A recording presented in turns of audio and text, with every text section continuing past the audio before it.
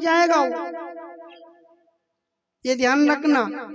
कोई कहेगा कि आप गाय दान कर दो, ब्राह्मण को दान कर दो, गाय किसी बहन बेटी को दान कर दो, तो क्यों? क्योंकि आपके मरने वाले प्राणी के काम आएगा। तो वो यही कहेगा कि वनाए भी कभी दान नहीं करी तो कई काम आएगा। जो करना है अभी करो, जतन करना अपना अभी करो।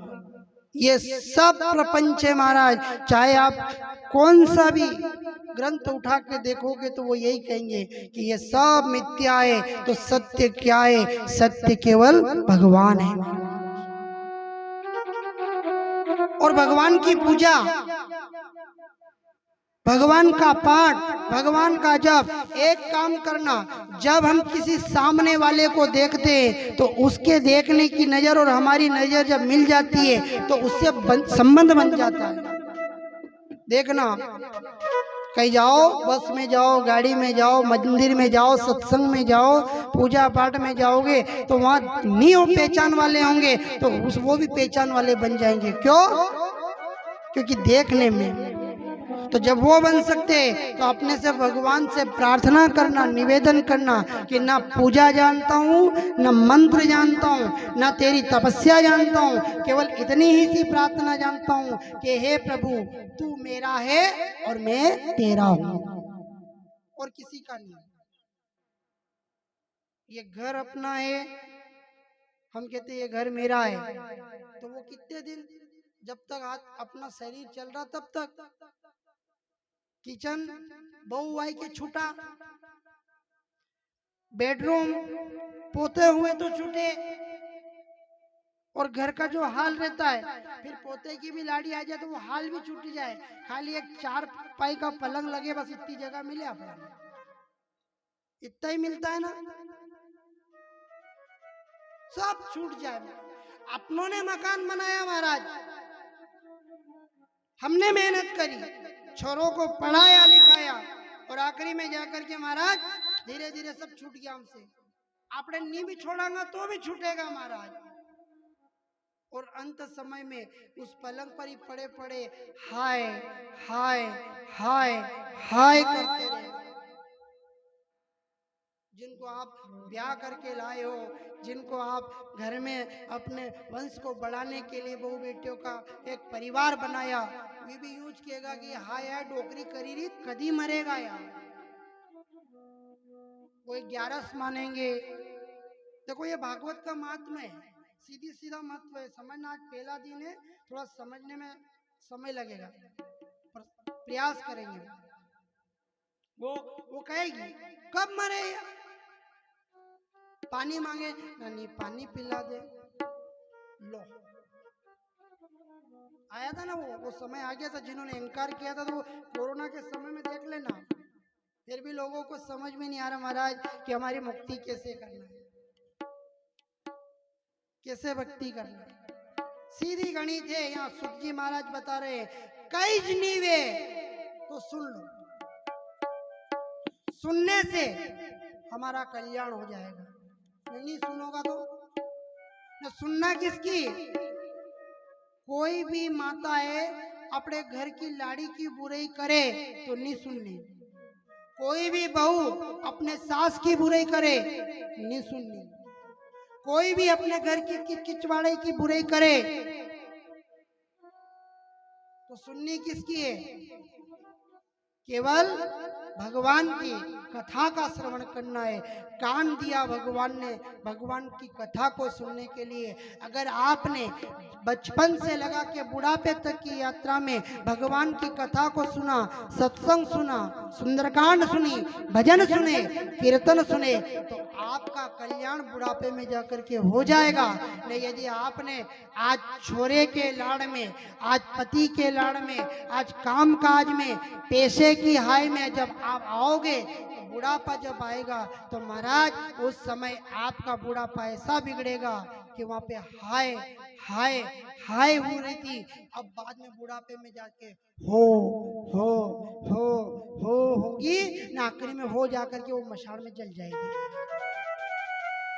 जिस व्यक्ति ने अगर बचपन में भगवान का भजन किया, जिस व्यक्ति ने यदि जवानी में भगवान का भजन किया और जिस व्यक्ति ने बुढ़ापे में थोड़ा भजन कम हुआ, तो चिंता की बात नहीं रहेगी, क्योंकि जवानी और बचपन का दोनों का मिलकर के बुढ़ापे में पूर्ति हो जाएगी। तो जब मरण का समय आएगा महाराज, उस समय हाय हाय नहीं होगी, ओम ओम की ध्वनि निकलेगी और हमारा कल्याण हो जाएगा। करो चिंतन। क्यों करें हम भजन? नहीं करें। क्यों? अभी हमारे करने का समय थोड़ी, अभी तो हमको बस घूमने का समय। घूमो, जितना घूमना इतना घूमना, पर ध्यान रखना 84 के फंदे में इतना घूमना मिलेगा कि हमारी योनियां खत्म हो जाएगी महाराज, पर घूमना बंद नहीं होगा। इसलिए समय के अनुसार जो भी करना करे, पर एक समय ऐसा निकालना, भले रात के 12 बजे भी सो, तो उस समय प्रभु से कहना कि हे प्रभु, तन मन धन सब है तेरा, स्वामी सब कुछ है तेरा, तेरा तुझको अर्पण, प्रभु जी को अर्पण, क्या लागे मेरा, ओम जय जगदीश हरे। केवल उसको इतना कह दो, कुछ नहीं है हमारा। और क्या है महाराज हमारा? क्या है?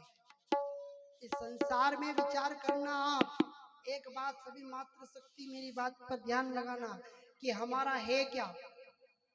जन्म हमको दूसरे ने दिया, पाला दूसरे ने, पढ़ाया दूसरे ने, नौकरी दूसरे की यहाँ करी, शादी भी दूसरे से हुई, बच्चे भी फिर दूसरे ने किए, बुढ़ापा आया और जब हमारे हमारे तन की सेवा का समय आया तो वो भी दूसरे ने ही किया, और मर गए तो जलाने के लिए भी दूसरे ही ले जा रहे हैं। बताओ क्या किया आपने? सभी तो दूसरों ने किया, हमने क्या क्या प्रकट कर लिया? छोरा ने कह दो नहीं मैं मर गया हूं, मैं खुद जल जाऊंगा, ऐसा हुआ है क्या? किसी को ऐसा बोला हुआ है ऐसा क्या? जन्म क्या हम स्वयं प्रकट हो गए? पढ़ने के लिए क्या हमारे अंदर से स्वयं की विद्या सब काम दूसरों से ही हुआ है महाराज, हमारा अपना कुछ भी नहीं है। इसलिए भगवान के सामने ये कहना कि प्रभु ये सब तेरा है, तो मैं भी तेरा हूं महाराज, तेरे मित्र। महाराज कोरोना के अंदर लोगों ने कोरोना से पहले कहा था, पढ़े लिखे लोगों ने, कि जय सिया राम नहीं करना है, क्यों? नमस्कार करना है। ठीक है भैया, मंदिर में आरती होती थी तो लोग चबूतरे पर बैठ कर के हंसी मस्ती करते थे, भगवान और पुजारी बेचारा अकेला आरती करता। भगवान ने कहा कोई बात नहीं। कथाएं होती थी तो शराब और मदिराओं में जाकर के भीड़ लग जाती, कथा और पंडाल में तो ये मात्र शक्तियां ही बैठी रहती। भगवान ने कहा कोई बात नहीं। क्यों? कोई बोले कि आप कथा, टाइम नहीं है, छोरा छोरी के आगे ना फुर्सत नहीं है, पैसों के आगे, कमाने के आगे, नौकरी के आगे टाइम नहीं है। भगवान ने कहा कोई बात नहीं। और जब समय ऐसा आया महाराज, कि जब ऐसा आया कि नमस्कार की जगह आखिरी में हाथ जोड़ करके जय सिया राम कहना पड़ा।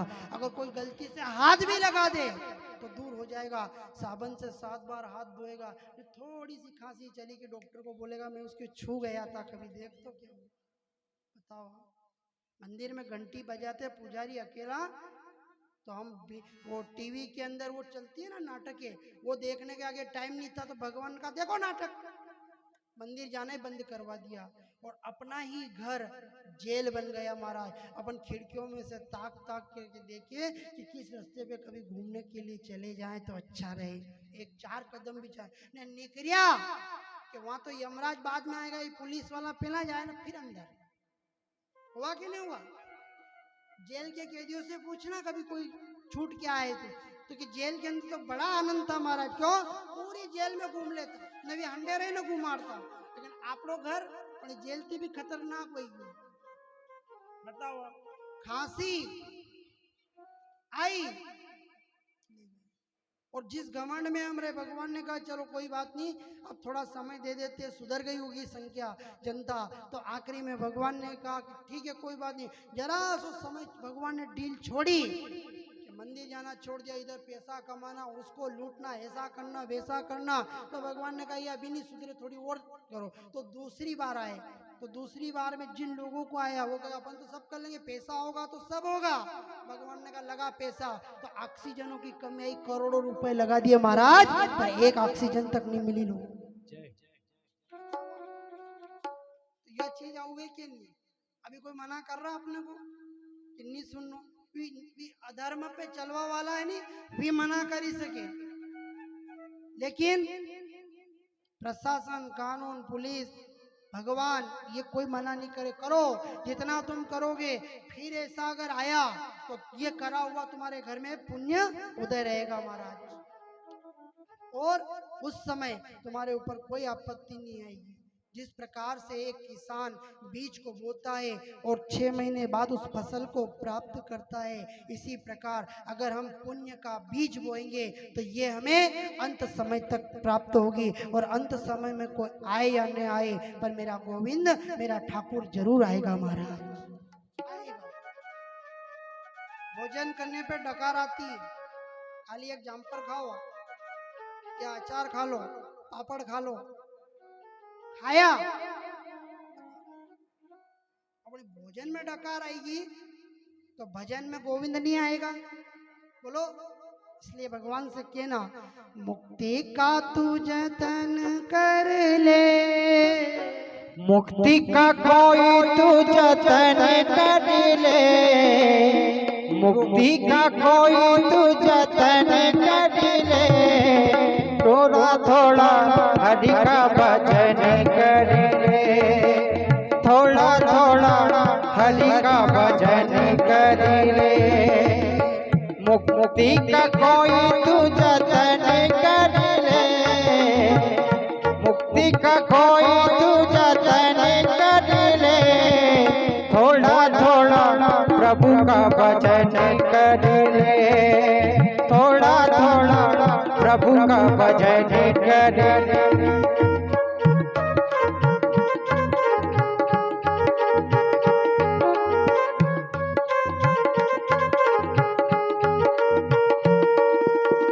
भक्ति करेगा बड़ा ही सुख पाएगा, भक्ति करेगा बड़ा ही सुख पाएगा, भक्ति से आत्मा का मैल छूट जाएगा, भक्ति से आत्मा का मैल छूट जाएगा, आत्मा के साथ साथ मनन कर ले, आत्मा के साथ साथ मनन कर ले, थोड़ा थोड़ा प्रभु का भजन कर ले, थोड़ा थोड़ा हरि का भजन कर ले।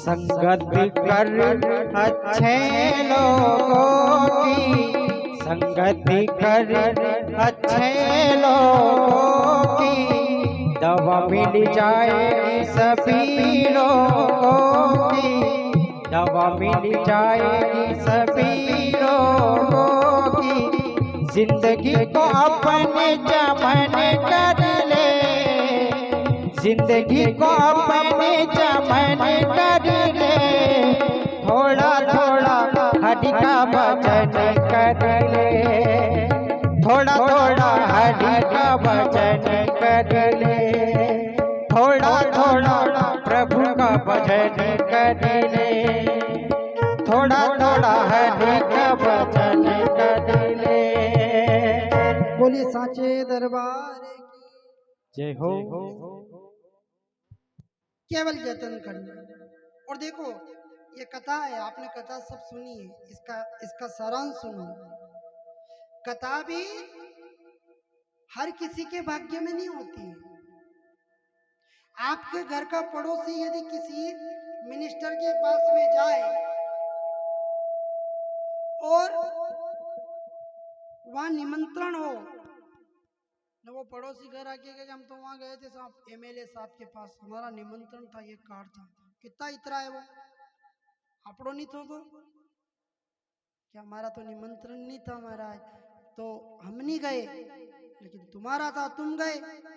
अब एमएलए के वहां गया तो कोई विधायक हो, कोई क्या हो, जो भी आपके शहर में बोले हो, अब वो इतना इतना है ना, वना को नहीं तो बेचारा रहा तो भी वना एमएलए के वहां एक दान जिम में आई तो इतरे गया न, वो तो वही भूली गयो।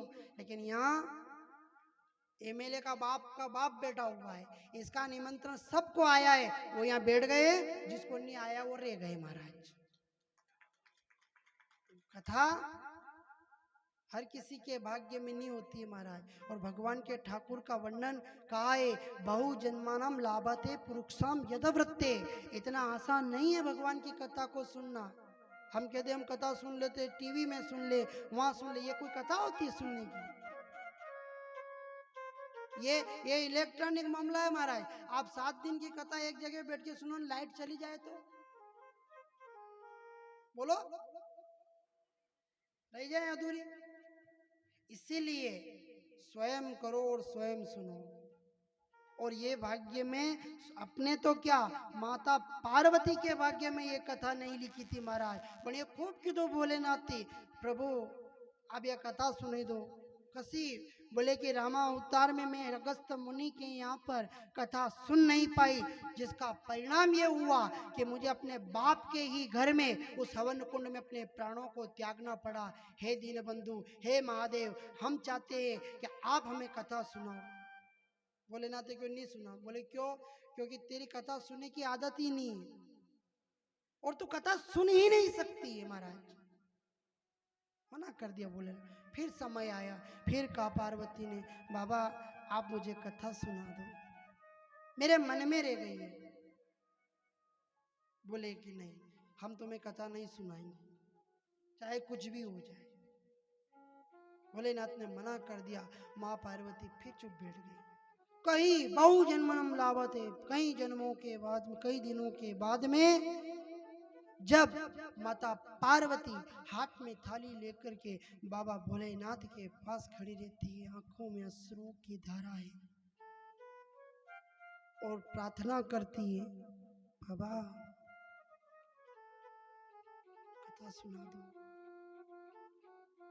भोलेनाथ ने कहा मैं तुम्हें नहीं सुना सकता हूँ।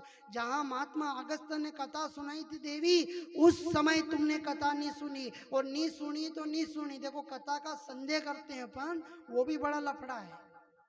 कथा का संदेह करे कि कोई छोटी कथा सुनाए, कोई बड़ी सुनाए, कोई क्या सुनाए, तो कि ये कथे में, इस कथा में दम नहीं। अब कथा में दम कहाँ से आएगा महाराज? अच्छी गाड़ी वाले हो, बड़े पंडाल लगे हो, टीवी हो, मीडिया हो, प्रभारी हो, प्रचार हो, वो नहीं, या वो बात तो एक ही है। पर नहीं, कथा में संदेह कि हमारी ये कथा बड़ी है, ये इससे मोक्ष मिलेगा, ये छोटी है इससे मोक्ष नहीं मिलेगा, ये संदेह। और दूसरी बात, कथा पे भी संदेह और कथावाचकों पे भी संदेह। उस संदेह ही माता पार्वती को पूर्व जन्म में सती के रूप में दुख दे गया था महाराज। उन्हें कह दिया कि बाबा जी कथा नहीं होनी चाहिए। क्यों? क्योंकि ये महादेव को प्रणाम कर रहे। खाली इतना हुआ था कि एक वक्ता ने एक श्रोता को प्रणाम कर दिया, इतने में संदेह हो गया महाराज कि ये कई कथा उड़ाएगा महाराज, क्या कथा सुनाई। क्यों? बोले ये अपना ने प्रणाम कर रहा, हमें इन्हें प्रणाम करना चाहिए। ये कथा सुनाने वाले अगस्त मुनि है, इन्हें प्रणाम करना चाहिए।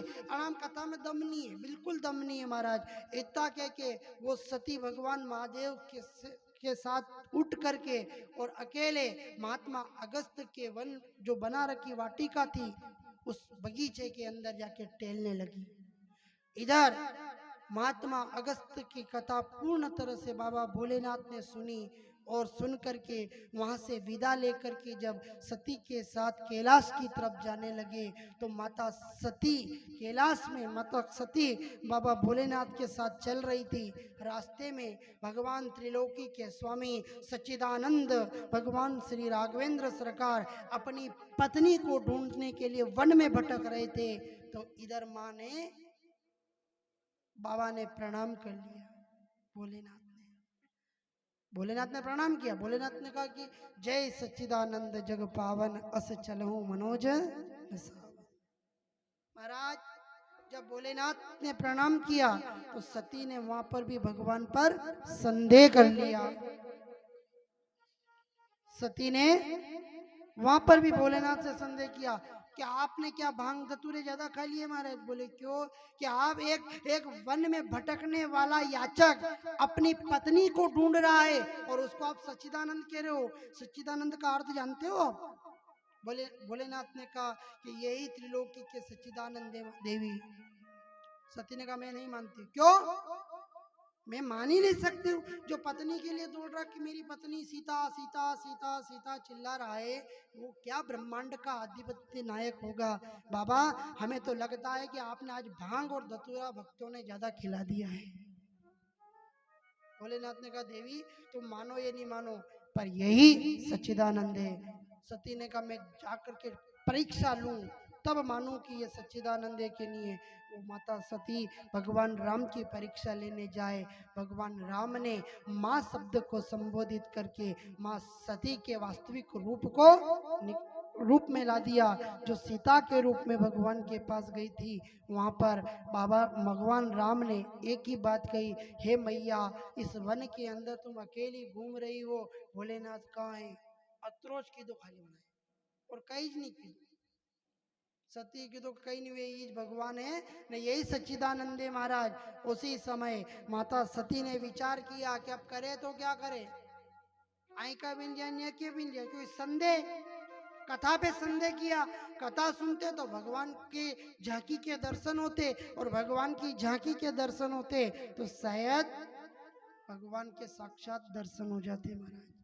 लेकिन कथा पे संदेह किया। देखो सती ने जाकर के भोलेनाथ से कह दिया परीक्षा नहीं ली महाराज, आप दूर थी प्रणाम करियो मेरे जैन कर ली दो बस अतरो अंतर कछु परीक्षा लेने ना गोसाई करो प्रणाम।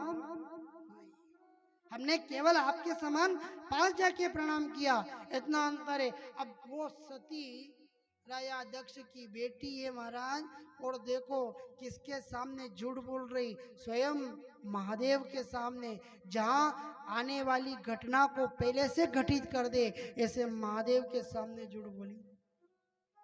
रामचरित्र मानस की कथा है, उसमें माता सती का भगवान भोलेनाथ ने क्यों अगर उनको त्याग कर दा तो ये इसके बाप के घर जाएगी, वहां रोएगी और इसको न जाने संसार में क्या क्या याचनाएं भोगनी पड़ेगी।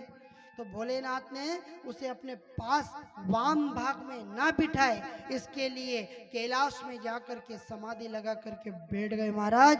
और अंततः में जब भोलेनाथ ने समाधि खोली कई वर्षों के बाद में तो माता सती ने फिर कहा कि मुझे राम कथा सुना दो, अब बड़ी गलती हो गई, मैं पहचान नहीं पाई थी। हे प्रभु मैं आपके सामने भी झूठ बोली, इसके लिए मुझे क्षमा कर दो।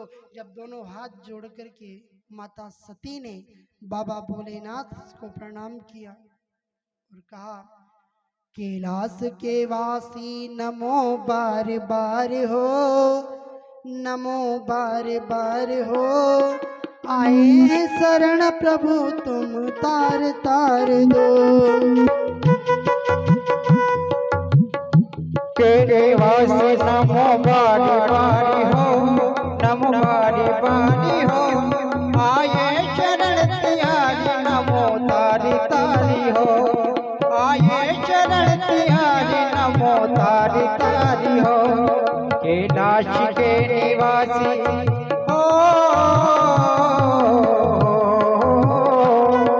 कैलाश के निवासी नमो बारी बारी हो, नमो बारी बारी हो, आए शरण तिहारी नमो तारी तारी हो, आए शरण तिहारी नमो तारी तारी हो।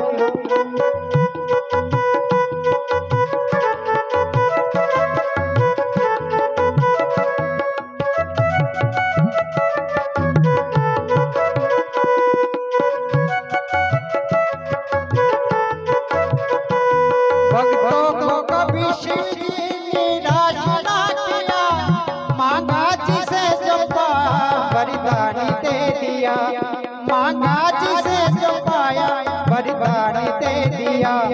बड़ा है तेरा दायरा हो, बड़ा है तेरा दायरा, बड़ा दातार तू, बड़ा दातार तू।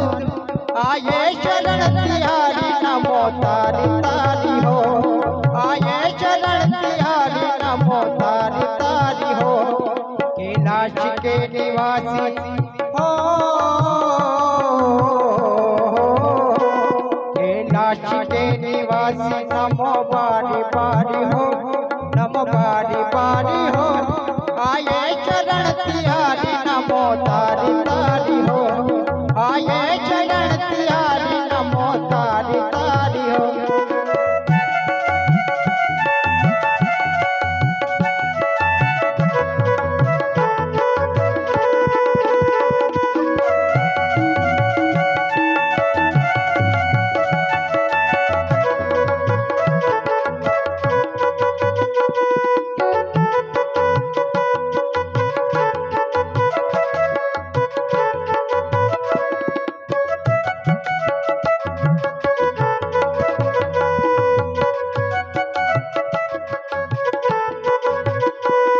बखान क्या करूं मैं तेरी राखों के डेर का,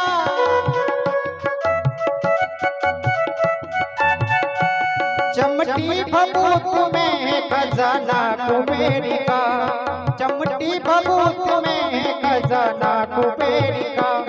हे गंगधार मुंदिदार ओमकार तू हो, ओमकार तू। आए शरण तिहारी नमो तारी तारी हो, आए शरण तिहारी नमो तारी तारी हो। कैलाश के निवासी नमो बारी बारी हो, नमो बारी बारी हो। आए शरण तिहारी नमो तारी तारी हो, आए शरण तिहारी नमो तारी तारी हो, आए शरण तिहारी नमो तारी तारी हो।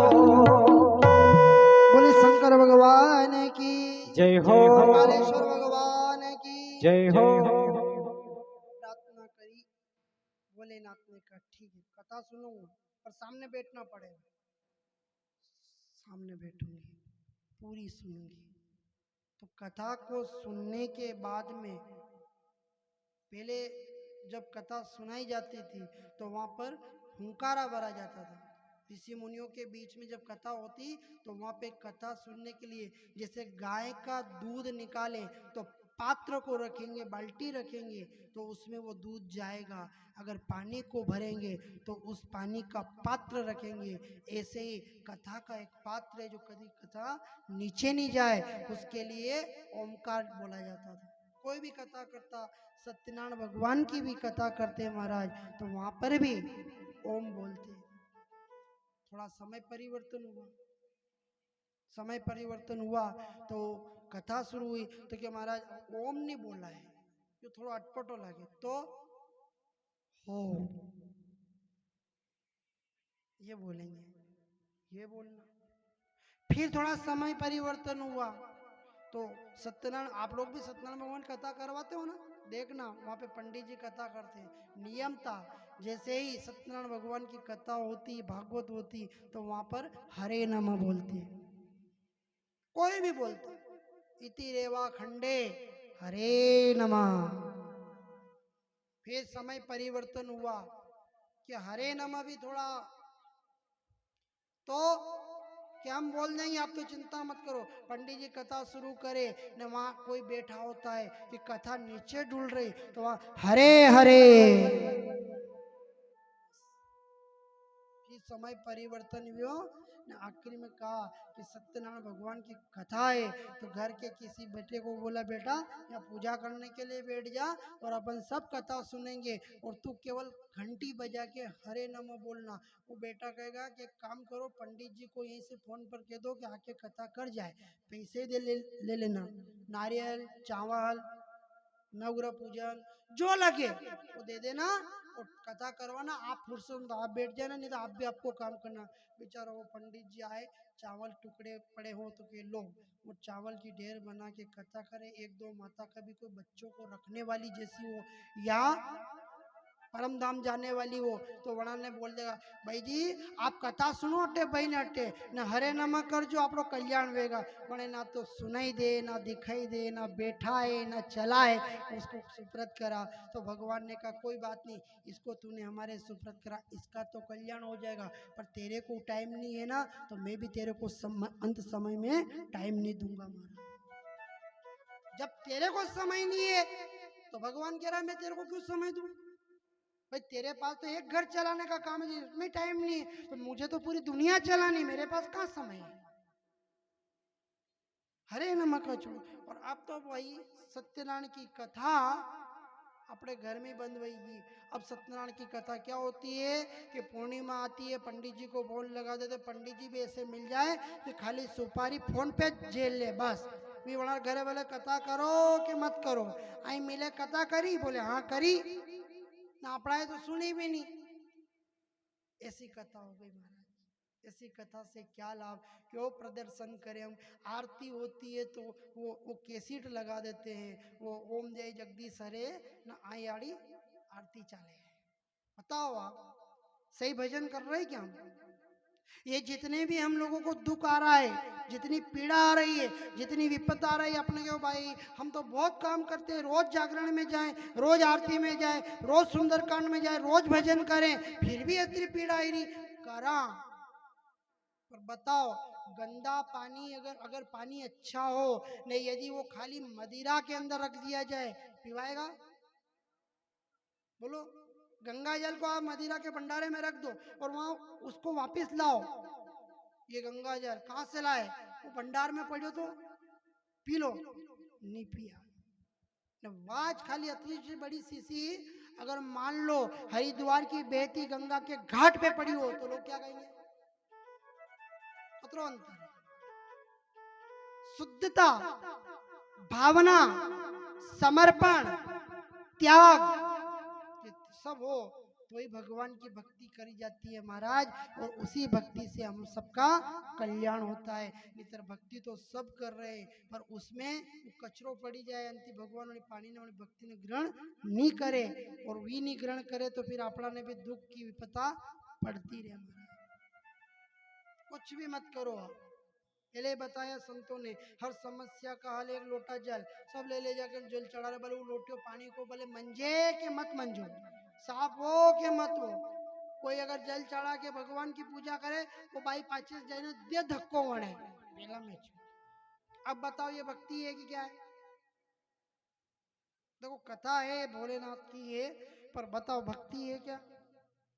कि आपने पूजा कर रहा सही कर रहा गई, આપણે वहां 2 मिनट भी इंतजार नहीं कर सका। बिचारी वह जल चढ़े रही सुबह 5 बजे ब्रह्म वेला में, अपी गया जल्दी जल्दी, पीछे से कतरी देर लगेगा भाई ने, कतरी देर लगेगा, वो छोरो रोई रोवेगा, उठी के चाय देनी होगा, ड्यूटी पे जाना, दे धक्को पाचे दे अलग हो, पाँच बाद में कर जो काम, मेरे को जल्दी में जाना।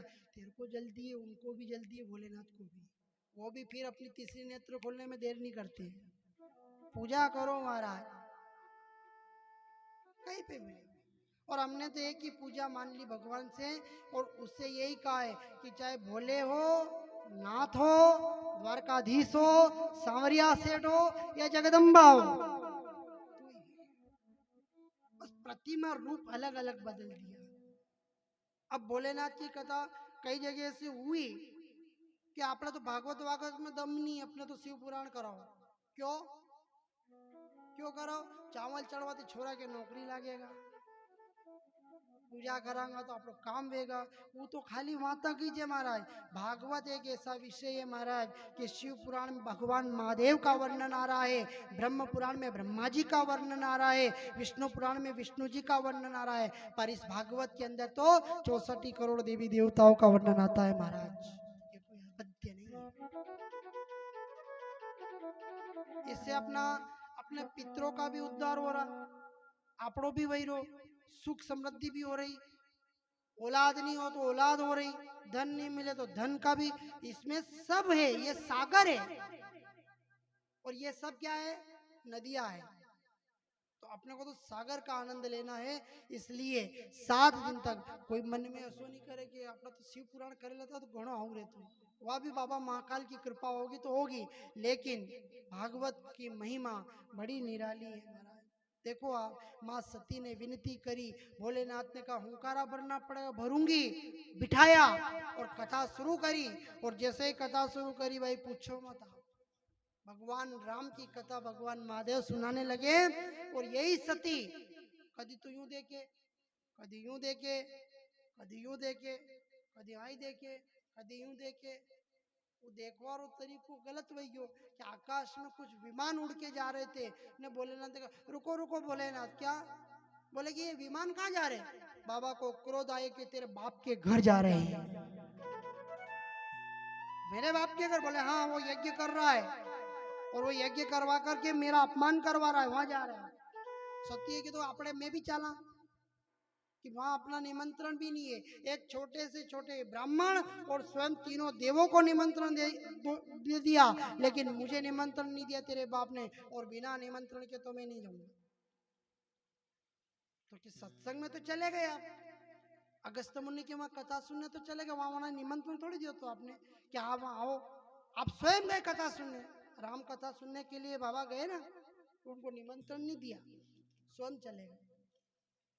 तो वहां तो चले गए आप, लेकिन आप यहाँ यज्ञ मेरे बाप के घर पे हो रहा और आप नहीं जा रहे हो, ये क्या लीला है?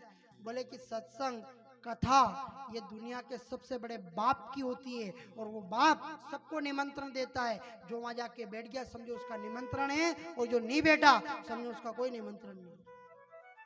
इसलिए हम जा रहे हैं। ज्यादा जिद करी, सती को भेज दिया। सती बाप के कुंड में जाकर के पति का अपमान सह नहीं सकी कि आए पति और आए पिता, इससे तो अच्छा शरीर का त्याग कर देना चाहिए। तो उस सती ने अपने शरीर का त्याग कर दिया। बाबा महाकाल ने क्रोध आवेश में जटा से एक केस खींच करके धरती पर पटका और वीरभद्र को प्रकट करके कहा, जाओ जा करके जो भी अगर दक्ष को बचाए उन सबको निपटा देना, और उस दक्ष को छोड़ना मत। वीरभद्र का क्रोध जगा महाराज, और वीरभद्र जब पृथ्वी पर चले तो पृथ्वी डगमग डगमग डोलने लग जाती है, सारी दिशाएं कंपितमान हो गई, समस्त देवी देवता घबरा गए। वीरभद्र ने जाकर के दक्ष को यज्ञशाला में जाकर के दक्ष का सिर काट करके उसको अलग कर दिया, और बाबा भोलेनाथ ने उस यज्ञ कुंड से माँ सती जगदम्बा का वो शरीर लेकर के अपने कंधे पे लेकर के घूमने लगे महाराज। टुकड़े किए 52 टुकड़े, 52 शक्तिपीठ बनी। देवी भागवत के अंदर इसका बड़ा वर्णन है। और इस तरह से कुछ समय व्यतीत होने के बाद में हिमालय के घर पे उस मेनका के गर्भ में माँ सती ने पार्वती का रूप लिया, और माँ पार्वती मैया ने भगवान भोलेनाथ को प्राप्त करने के लिए व्रत उद्यापन शुरू किया, व्रत किया। हरताली तीज का एक व्रत आता है ना, बस वो वही वाला व्रत है।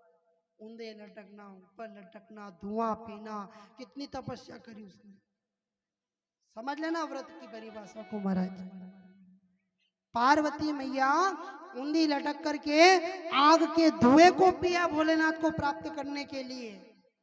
और अपने हड़ताली तीज में, काले हड़ताली तीज में तो आज पहला पूर्ति कर लो, अपने कितना ही झाड़का ले आओ, कुछ भी ले आओ, नहीं रात भर करते हो कि नहीं करते हैं? यहाँ पे करते हैं, गांव में बहुत होता है। रात भर हमारी भी नींद खराब ना उनकी भी खराब, भोलेनाथ की दोनों की 3-3 पूजाएं होती है महाराज। पूरा विधान है इसका हड़ताली तीज का। पति को प्रणाम करो, पति के चरणों को धो, उनकी परिक्रमा करो, ये माता पार्वती का कहना है। ऐसे व्रत माँ पार्वती ने करे। भोलेनाथ ने आके समझाया, मैया रानी परिक्रमा करने लग गई कि आज से अगर आप मारांडे फेरो लो तो ठीक, नहीं तो मुझे एकली फेरो लेना, आपको अपना पति मान लेती हूँ। मैया का ऐसा था महाराज। आखिरी में भोलेनाथ ने माता पार्वती को समझाया और इधर हिमालय ने माँ पार्वती के साथ भोलेनाथ का विवाह संपन्न करवाया। वो विवाह होने के बाद में कुछ समय बाद माँ पार्वती ने फिर भोलेनाथ से कहा कि मुझे पूर्व जन्म का ज्ञात है कि मुझे कथा सुनना नहीं मिला था, आप मुझे इस जन्म में कथा सुना। कितना कितना कथा ऐसे थोड़ी है कि रास्ते चलते सुना लो। कथा का महत्व है। भागवत माँ पार्वती ने आदेश किया कि मुझे सुनाइए। भोलेनाथ ने कहा सुनेगी, बिल्कुल हरे नाम बोले। अब तो बोलूंगा, अब मना, अब तो मैं ना बस आपकी तरफ ही मेरी दृष्टि रहेगी और किसी की भी तरफ नहीं रहेगी। चाहे मैं देखेगा तो फिर जलेगा, कथा की तरफ ही देखना है, कथा पर ही ध्यान देना है।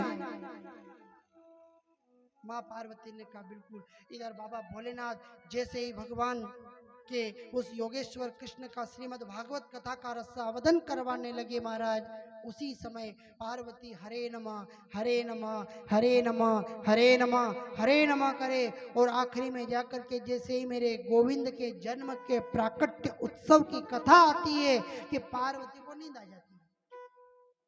जैसे पार्वती को नींद आए, कथा सुनाने वाले बाबा भोलेनाथ भी आंखें बंद करके सुना रहे और माता पार्वती भी अपने आंचल फैला करके हरे नमः करती करती नींद आ जाए। और उसी समय एक तोता बैठा हुआ पर्वत पर था। उस तोते ने विचार किया कि ये कथा अगर नीचे चली गई तो व्यर्थ चली जाएगी, तो उस तोते ने भी कथा को हरे नमः करे और जहाँ भगवान का जन्म हुआ वहां से लगा करके श्री राधा रानी का तक की कथा का जैसे ही उस तोते ने हरे नमः करा, तोते ने कह दिया कि मेरा गुरु श्री राधा रहेगी, मेरा गुरु ठाकुर रहेगा। इधर माँ पार्वती की नींद खुली और भोलेनाथ तो कथा सुना ही रहा था, कहीं कौन हरे नमः तो वही जरो। तो भोलेनाथ की नींद खुली और कहा कि देवी कथा में आनंद आ रहा, घणो आनंद आई रो, पर यह बताओ कि भगवान रो जन्म भी हो कि नहीं भी होने में। तो तू कटे गई थी, बोले थोड़ी सी नींद लग गई थी। तो फिर यो हरे नमः करियो कणे, बोले ये मुझे नहीं मालूम है। समझ ना हो, वणी ने भी नहीं सुननी मली है। स्वयं भगवती माँ जगत जननी जगदम्बा जो महादेव की पत्नी है, हाँ, उसको भी नहीं मिली, उसको भी नींद नहीं आकी कि बेट तेरे भाग्य में कथा नहीं है। और एक पक्षी के भाग्य में कथा थी तो उसने हरे नमः करा। भले काल बन के महाकाल चले गए उसको मारने के लिए, पर अंत समय में वो कथा इतना प्रबल बना दिया था कि जब वो तोते को मारने के लिए भोलेनाथ दौड़े तो व्यास जी की पत्नी गृता जी के गर्भ में जाकर वो तोता बैठ गया हमारा। अब भोलेनाथ भी क्या निकले नहीं, वहां तक यहाँ भी नहीं जाऊंगी, जो निकरियो मारियो के तो जब जाऊंगा। प्याजी के क्यों गलती कहीं करी नहीं तोता है जो मेरी पत्नी के गर्भ में आकर के बैठ गया और आप इसको मारने लगे। बोले इसने गलती सबसे बड़ी ये करी कि इसने, मैं कथा कर रहा था और इसने हरे नामा बोला। तो बाबा हरे नामा बोलने में तो कोई पाप नहीं है, ये तो और पुण्य का काम है, फिर आप ऐसा कैसे सोच लिया।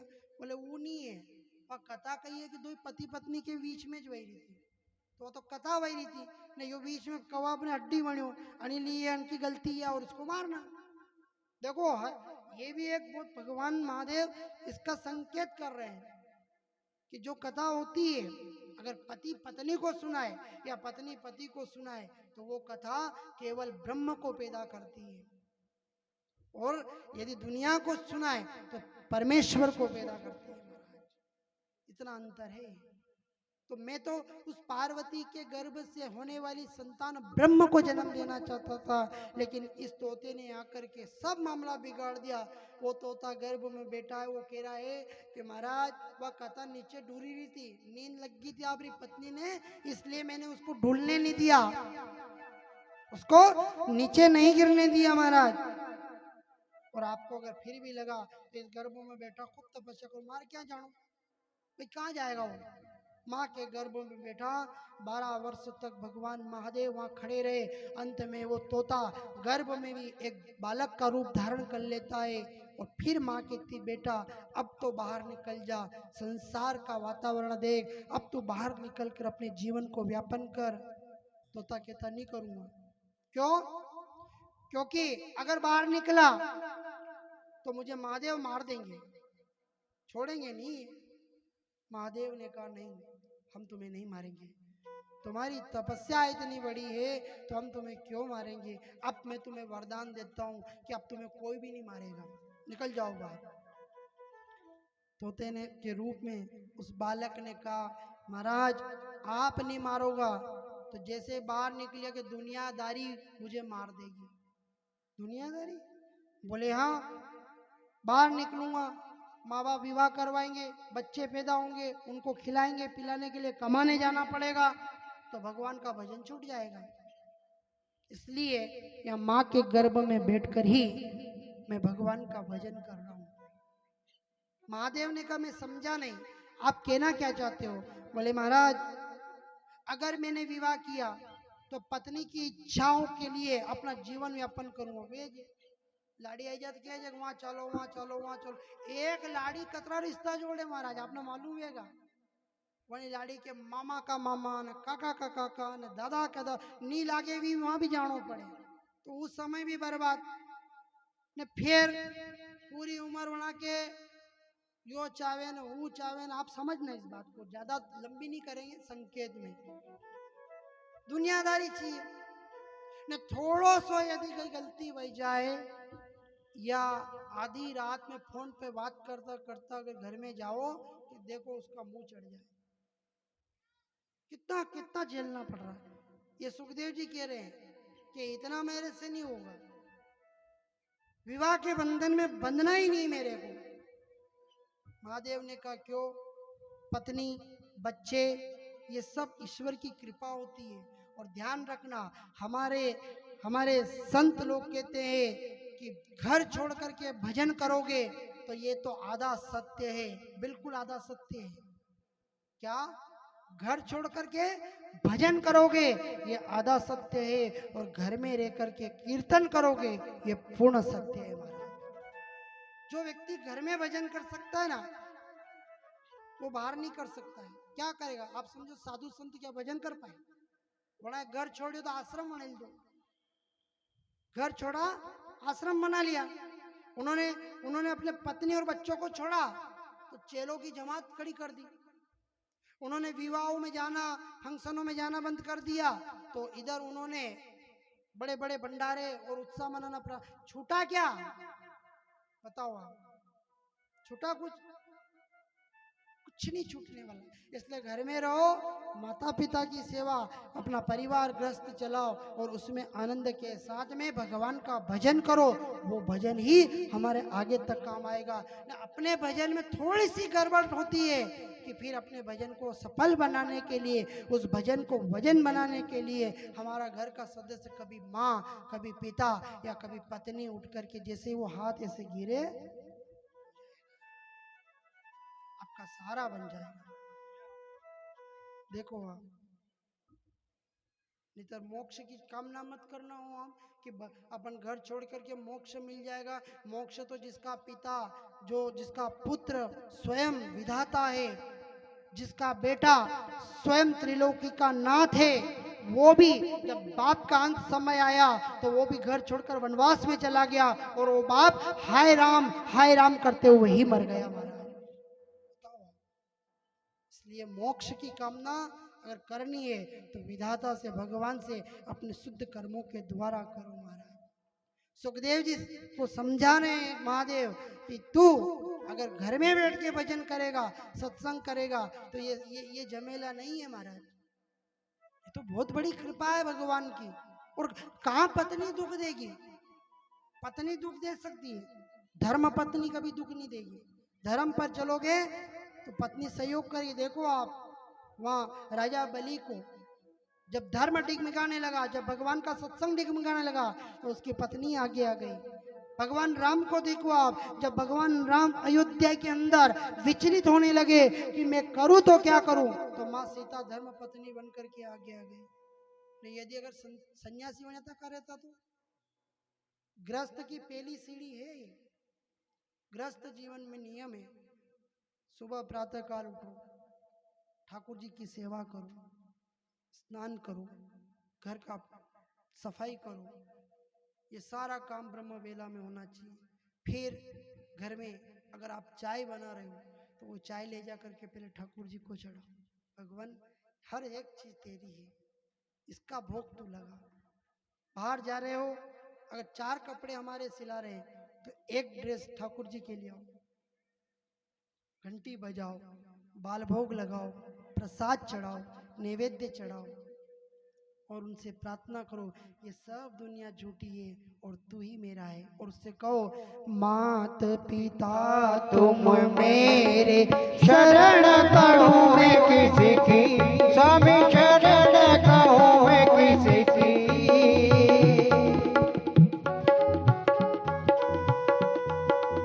तुम पूर्ण परमात्मा, तुम अंतर्यामी, ओम जय जगदीश हरे। उससे केवल प्रार्थना करो और कुछ भी मत करो। देखो आप कहीं जाने की जरूरत नहीं, ना मंदिर जाना, मठालय जाना, हरिद्वार जाना, काशी जाना, कहीं नहीं। हे भगवान, हे मेरे ठाकुर, बस तेरी कृपा हो। आज एक बहन आए थे, वो कह रहे थे वृंदावन से ठाकुर जी लाए, तो वो आए कब, मंगवाया कब और आया कब, आप खुद निर्णय कर लो इसका। भाई उसकी कृपा हम सब पर हुई तो वो आकर के बैठ गया, न अगर उसकी कृपा नहीं हुई तो बैठता क्या, वो 4 दिन बाद आता। आज ही आया, ये समझ लेना कि उस ठाकुर की हम पर बहुत बड़ी कृपा हो गई महाराज, बहुत बड़ी कृपा हो गई। ये भगवान के दर्शन। वो भरत को कोई के साक्षात भगवान थोड़ी प्रकट मिल गए थे। भरत जी महाराज को एक शालिग्राम मिला था, पत्थर। उसने कहा ये भाटा है। महात्मा ने कहा इसी के लिए दुनिया दौड़ रही है और बाबा बन रहे हैं लोग। मिल गया। तो इस प्रकार से कोई भगवान हमारे सामने आके खड़े थोड़ी हो जाएंगे कि हमारा वो ठाकुर इसी रूप में तो आएगा कि समय पर आकर के हम सबको संभाल लिया हमारा। ये कृपा है भगवान की। महादेव ने समझाया गृहस्थ जीवन में अगर जीना है तो सबसे पहले उठ करके भगवान की पूजा करो, उनकी सेवा करो। ठाकुर जी के यहाँ कुछ नहीं मिले कि अपने रोज बाल भोग नहीं लगा सके तो आप तुलसी मैया को पत्ता तोड़ करके ठाकुर जी को भोग लगा लो महाराज, ठाकुर जी को भोग लगा। और अब तुलसी जी भी कटे रहे, मालूम आपने, कटे रहे। जहाँ अपने बाथरूम रो पानी नारी में जावे ने मेरे ऊपर तुलसी क्या रो मरे, बताओ। जगह नहीं मिले, दूसरी जगह वगाड़ दे अपनी, बताओ। ये भी तो मैया है, इसके बगैर तो संसार का देवताओं का भोग ही नहीं लगे, पर इसके भी अपमान कर दिया हम लोगों ने। या तो बेचारी करी खाली एक बाने खूणाम के जगह में नहीं वहां पे बाढ़ दीजिए। लोगों के कई जगह नहीं है, अपने बाथरूम और वो गंदगी का पानी का पाइप जाए ना ऊपर टाइल लगे ना पे वहां बिठा दो, बस कल्याण हो जाएगा। नहीं वेगा आप लेटरिन में मेरे बहन भोजन कर लो, देखा नहीं होगा महाराज। कल्याण होगा तो शुद्धता में ही होगा। ठाकुर जी का भोग लगा करके फिर उनको समर्पित होकर के भगवान की भक्ति साधते हो। फिर भले आप दिन भर कुछ भी करो, छोराती लड़ो, नानाती लड़ो, लाड़ीरी बुराई करो, कहीं भी करो, फिर रात में सोते समय भगवान से कहना हे भगवान मैंने दिन भर जितने भी पाप किए हैं ना वो सब तेरे चरणों में अर्पण करता हूँ, सब कर दो उसके चरणों, क्योंकि दिन भर पाप होता हमसे।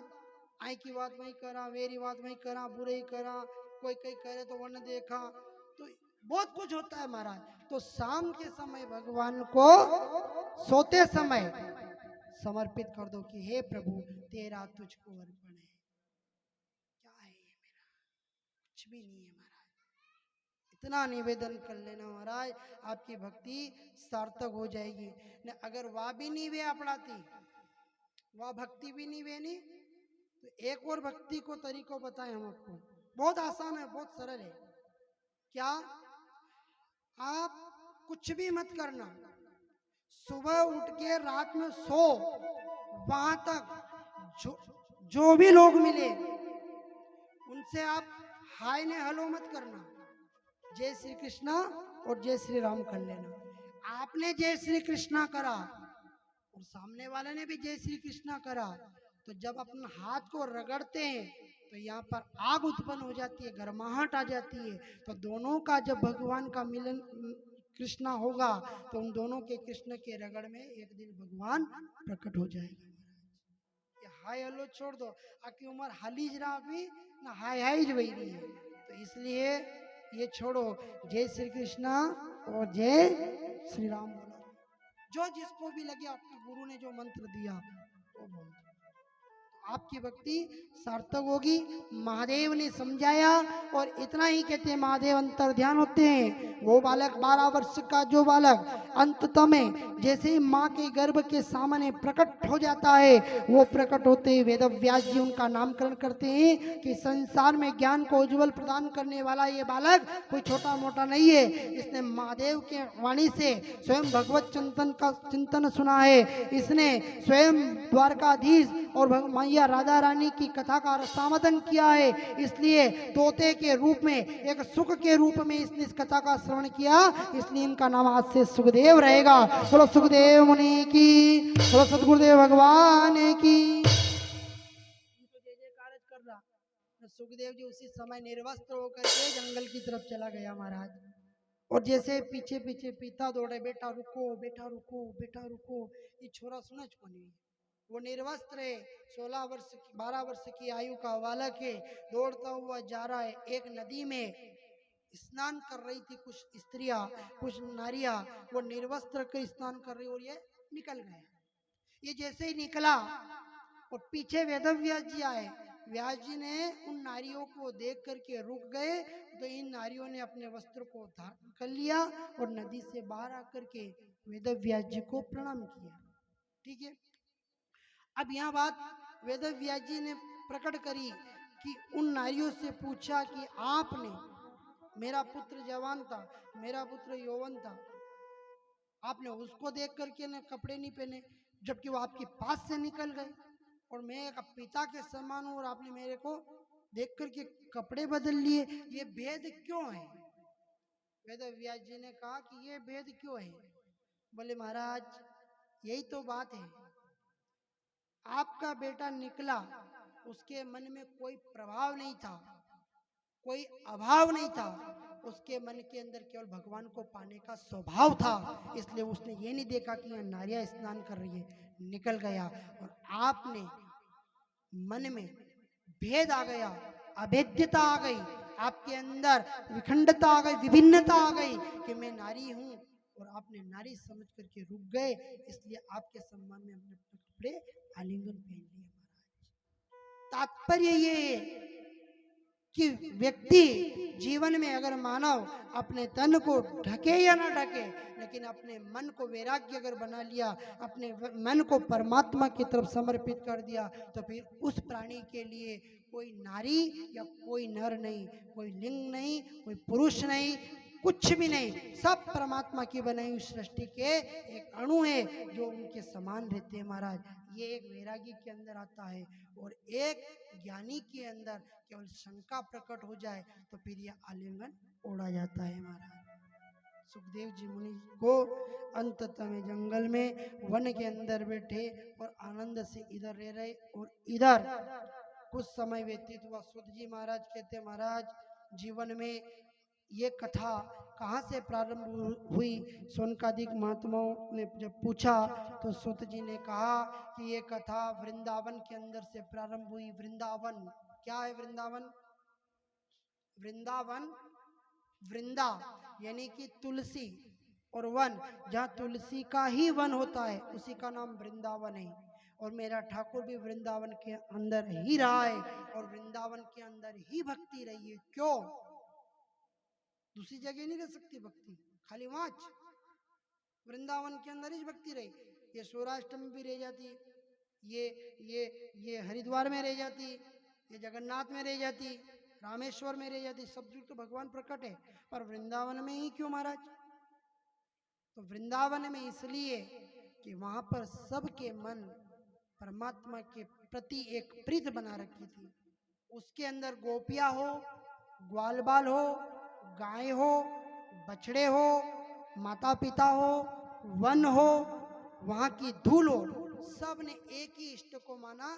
कोई भगवान नहीं है, केवल अपना कन्हैया, अपना कृष्ण, अपना ठाकुर ही अपना भगवान है महाराज। और ऐसी भक्ति करी उन्होंने कि कृष्ण को जैसे ही राधा का समावेश हुआ, उसी समय सारे लोगों ने कह दिया कि ये कृष्ण हमारा भगवान है और राधा हमारी भक्ति है, इसलिए आज से यहीं पे भक्ति का वास होगा हमारा। क्योंकि राधा भक्ति का स्वरूप बन गई थी, तो वहां वो भक्ति जवान बनी है। और ज्ञान और वैराग्य बूढ़े, अचेत और पूरी तरह से मूर्छा अवस्था में पड़े। महात्मा नारद ने आके समझाया। नारद जी ने कहा कि इसका अभी उपाय करता हूँ। हाथ में जल लिया, 18 पुराण नारद जी ने सुना दिए महाराज, फिर भी ज्ञान वैराग्य की मूर्छा भंग नहीं हुई। अंत में नारद जी ने कहा चिंता मत करो, मैं अभी भगवान नारायण के पास जाके आता हूँ और इसका उपाय लेकर के आता हूँ। नारद जी भगवान के पास गए, भगवान उनको बैकुंठ में नहीं मिले, क्षीर सागर में नहीं मिले। नारद जी ने पूरी परिक्रमा कर ली पृथ्वी की, तब भी भगवान नहीं मिले। अंत में नारद जी समुद्र के किनारे जाकर के बैठ गए और कहा कि मेरा दोष क्या है जिसके कारण मुझे आज ठाकुर के दर्शन नहीं हो रहे। भगवान सामने प्रकट हुए और कहा नारद जी, आपका दोष ये है कि आपके अंदर मैं आ गया था, अहंकार। आपके अहंकार ने आपको मुझसे दूर कर दिया। और ध्यान रखना हो, अपना में अहंकार नहीं आना चाहिए कि अपन कथा कर रहे हैं, कि करवा रहे हैं, कि ये कर रहे हैं, कुछ नहीं। जो भी कर रहे हैं सब ठाकुर कर रहा है। अपनी क्या विश्वास है? अपनी तो जरा सी सांस अंदर गई, बाहर निकलने की गारंटी नहीं है, कुछ भी नहीं। आज तुम्हारे अंदर अहंकार आया और तुमको मुझसे दूर कर दिया। भगवान से दूर होने का सबसे बड़ा साध्य ये है, व्यक्ति के अंदर अहंकार आ जाए। रावण के अंदर क्या था? ज्ञानी था वो, बहुत बड़ा प्रचंड विद्वान था। विचार करो आप थोड़ा सा, जो रावण कैलाश पर्वत को उठा सकता है, जो रावण अपने ज्ञान से ब्रह्मा विष्णु महेश को वश में कर सकता है, और जो रावण अपने सारे ग्रहों को बांध सकता है, क्या वो रावण कितना ज्ञानी होगा? विचार करना उस रावण को। पर मरा कहां पे? मैं ही सब कुछ हूं, मैंने ही ये सब किया है, मैं ही ये कर रहा हूं। ये मैं लगा कि मैं करते एक दिन कट जाओगे महाराज। मैं कौन करता है? कौन करता है? एक बकरी का बच्चा पैदा होता ही क्या करता? मैं। तो फिर देखो आप, वो मैं लगा, कट गया। और एक गाय का बच्चा, वो क्या करता है? माँ, तो उसको दूध पीना मिल जाता है। देखो आप पशु पक्षियों से भी सीखो थोड़ा सा महाराज। ये बकरी संदेश दे रही है कि मैं बच्चे को जन्म दिया कि मैं ये कर दूंगा, मैं वो कर दूंगा, मैं ऐसा कर दूंगा, मैं वैसा कर दूंगा, मैं इस तरह से कर दूंगा। क्या कर देगा? कट गया वहीं पे, वो करते करते कट गया। गाय का बछड़ा जन्म लेते माँ कहता है, वो दूध पीता है, दूध पी के बड़ा होता है, वो किसान के यहाँ पर धर्म के रूप में इस धरती का पुत्र कहला करके उसके वहां पे हल के रूप में हल जोतता है महाराज। कितना काम कटे वो, कभी को काटी भी दे दो, सरकार भी मरते रह जाए कि गाय के बछड़े को काटने का अधिकार नहीं, उस बैल को क्यों मारा? कितनी ताकत है। और इन दोनों में फिर एक अंतर और आ रहा है कि यदि अगर बकरी के बच्चे को कोई नी भी काटे तो उसके कान को कतर करके उसको छोड़ देते हैं, तो वो जिस गली में भी जाएगा वहां ऐसे घुर्रा के देखेगा। मैं कोई कह दे कि देवी देवताओं को चढ़ाना नहीं चढ़ाए तो इसके कान को काट के इसको छोड़ दो, उसको छोड़ोगे तो वो क्या करेगा? मैं। गाय का बछड़ा जो बैल है, अगर उस बछड़े को छोड़ दिया तो वो मैं नहीं करेगा। क्यों? क्योंकि वो महादेव का नंदी कहलाएगा महाराज। जिस गली के अंदर जाएगा उस गली के लोग उससे डरेंगे, उस गली के लोग डरेंगे, रास्ता दे देगा। कारण क्या है? ये मैं नहीं कहा, इसलिए ये मैं शब्द ही व्यक्ति को मार देता है महाराज, और अंततः में मैं ही व्यक्ति का विनाश कर। नारद जी को समझाया भगवान ने, जाओ जाकर के सनकादिक महात्माओं से उन ज्ञान वैराग्य के मोर्चा को भंग होने का उपाय लेके आओ, वही बताएंगे। नारद जी वहां से बद्री का आश्रम गए। वहां जाकर के 4 सनत कुमार महात्मा जो बाल्यकाल के ही हैं, ब्रह्मा जी का श्राप है कि बाल्यकाल में ही रहोगे, वो चारों सनत कुमारों को भगवान के भगवत भक्ति का पूर्ण ज्ञान था। तो उन चारों ने मिलकर के नारद जी को भगवत भक्ति का ज्ञान दिया। अब बहुत सारे के अंदर मन में क्या आता है, बहुत लेते लोग कि यहाँ कथा में नाचना तो नहीं है, कोई लोग नाचे, कथा में क्या नहीं, क्यों नाचूं? मुझे बताओ, मेरे कन्हैया ने कालिया नाग पर क्या किया था? और डिस्को थोड़ी किया था, नृत्य किया था। नृत्य और डिस्को में अंतर हो? हाँ, वहां नृत्य किया था महाराज, और उनके साथ में पूरे ब्रह्मांड नृत्य किया। अब कोई कहते कि संगीत आज नहीं है कई काम का, तो मत बजाड़ो आप, कोई दिक्कत नहीं है। पर भागवत के अंदर जब मेरा गोविंद उस रास महाराज के अंदर रास किया, तो वहां बंसी की तान और सरस्वती की वीणा बजी थी महाराज। संदेह है ये अपना, ये कथा ऐसी है जिस पर संदेह कर लेते, बताओ और कहाँ कहाँ क्या क्या होता है भागवत के अंदर। आज चारों संत कुमारों ने देवर्षि नारद को भगवत भक्ति भागवत का ज्ञान दिया। अपने हाथ में वो जल लेकर के ले जाकर के ज्ञान और वैराग्य के ऊपर छिटका। ज्ञान वैराग्य पूर्ण तरह से जाग गए और भगवान श्री राधा कृष्ण का गुणगान वहां पर करने लगे। तीनों भक्ति ज्ञान और वैराग्य नृत्य करने लगे महाराज। अब ज्ञान अपना से नहीं वेगा, क्योंकि ज्ञान को लेने के लिए उम्र लग जाएगी ना। आखिरी में अगर आपने ज्ञान भूल गया तो कर्णपति, वो कर्ण अंत में ज्ञान भूल गया था कि कैसे बाण चलाना, वो उसमें रह गया था, रथ को पहिए को उठाने में। तो ऐसे ही अंत समय में अगर आपने जीवान काम नहीं करेगा, आंखा काम नहीं करेगा, पाँव से नहीं चलाएगा, लोग पानी पिलाने के लिए, पानी प्यास लगी, अब लगी रही तो भी नहीं केवल कहाँ लगी, फिर ले जाकर उसको चम्मच से पानी पिलाएगा, वही समय मंत्र याद नहीं आएगा महाराज। तो इससे अच्छा ये है कि भगवान की भक्ति में डूब जाओ। ये जितना ही भक्त हुआ, 252 भक्तों की कथा बताई संतों ने अपने इस भागवत के अंदर। इन भक्तों ने कभी यज्ञ नहीं करा महाराज, कभी उन्होंने मंत्रों पर ध्यान नहीं दिया, वो तो बस केवल नाम के अंदर डूबे रहे। देखो आप, सिर्फ नाम, उठो बैठो खाओ पियो सो नाम। क्योंकि मावे में मिलावट हो गई, दूध में मिलावट हो गई, परिवार में मिलावट हो गई, शक्कर में मिलावट हो गई, चाय में मिलावट हो गई, खाने में मिलावट हो गई, हर चीज में मिलावट हो गई है महाराज। पर नाम में, बोलो, नाम में मिलावट नहीं हुई है। बताओ आप कैसे मिलावट हुई? मंत्र को ऊपर से नीचे कर दो आप, ओम नमः शिवाय को श्री शिवाय नमस्तुभ्यम कर दो, हो गई मिलावट। श्री राम का नाम लो, जय श्री राम करो, उसकी जगह राम राम करो, हो गई मिलावट। कितना ये मंत्रों में कितनी मिलावट हो गई। पर इधर भगवान के नाम में मिलावट हुई क्या? जो नाम दिया है उसमें मिलावट नहीं हुई है, और ये नाम ही हमको इस संसार से और इस संसार में रचने वाली सृष्टि के अंदर जो वैतरणी नदी है उससे पार करेगा महाराज। खाली नाम, नहीं तो कोकिला बेन काम आएगा, नहीं संध्या राठी काम आएगा, कहीं नहीं आएगा, खाली नाम ही काम आएगा महाराज। इसलिए कहा है, नाम है तेरा तारणहारा, नाम है तेरा तारणहारा, कब तेरा दर्शन होगा, जिसकी प्रतिमा इतनी सुंदर, वो कितना सुंदरी होगा, वो कितना सुंदरी होगा।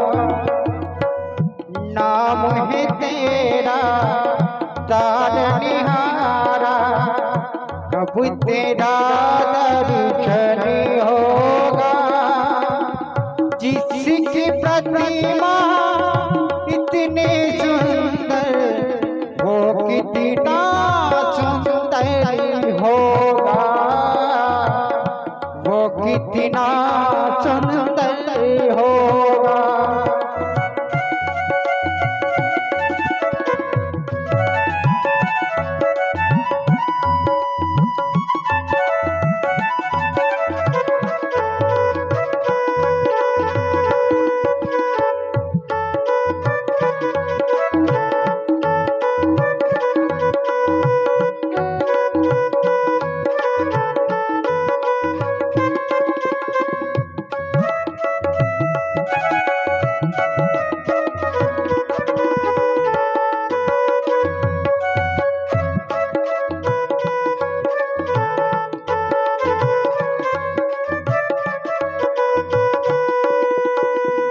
तुमने तारे लाखों प्राणी, ये संतों की वाणी है।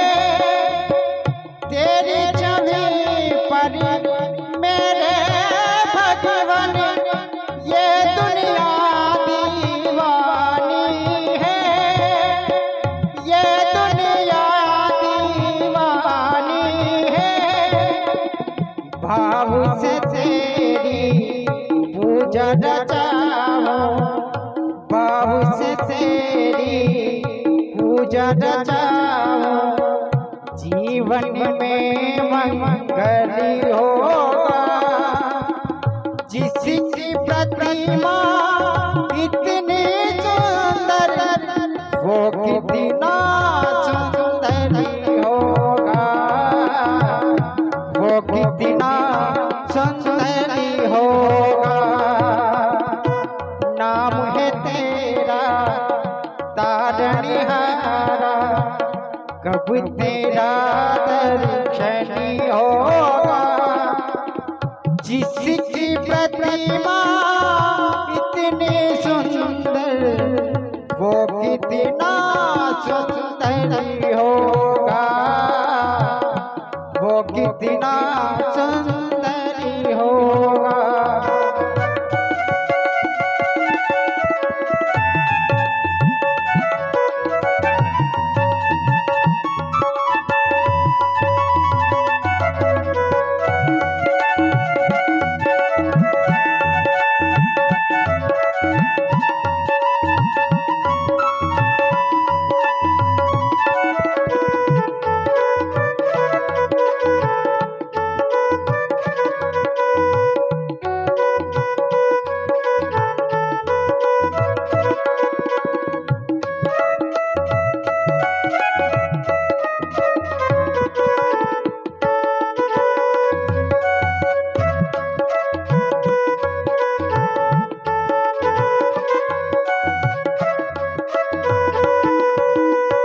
सुरवन मुनिवन जिनके चरणन, निस दिन शीश झुकाते हैं, निस दिन शीश झुकाते हैं।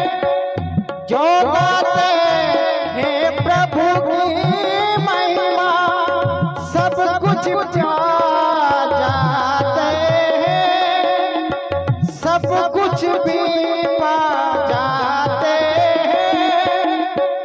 अपने कष्ट मिटाने को तेरे चरण वंदनी होगा।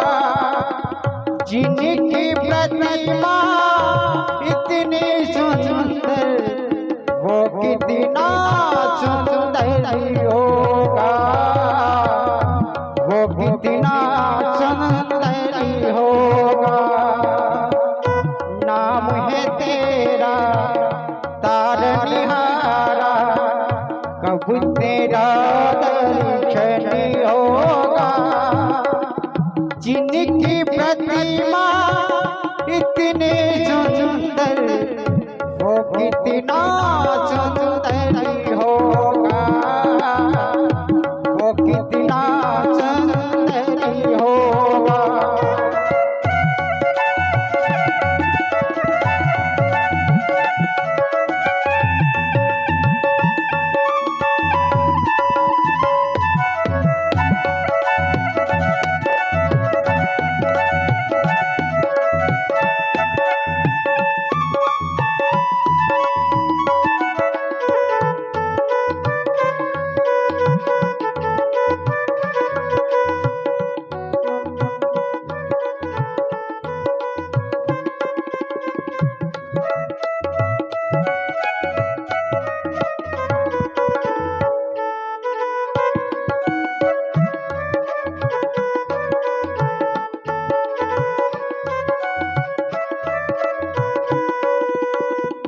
मन की मुरादें लेकर स्वामी तेरे चरण में आए हैं, तेरे चरण में आए हैं।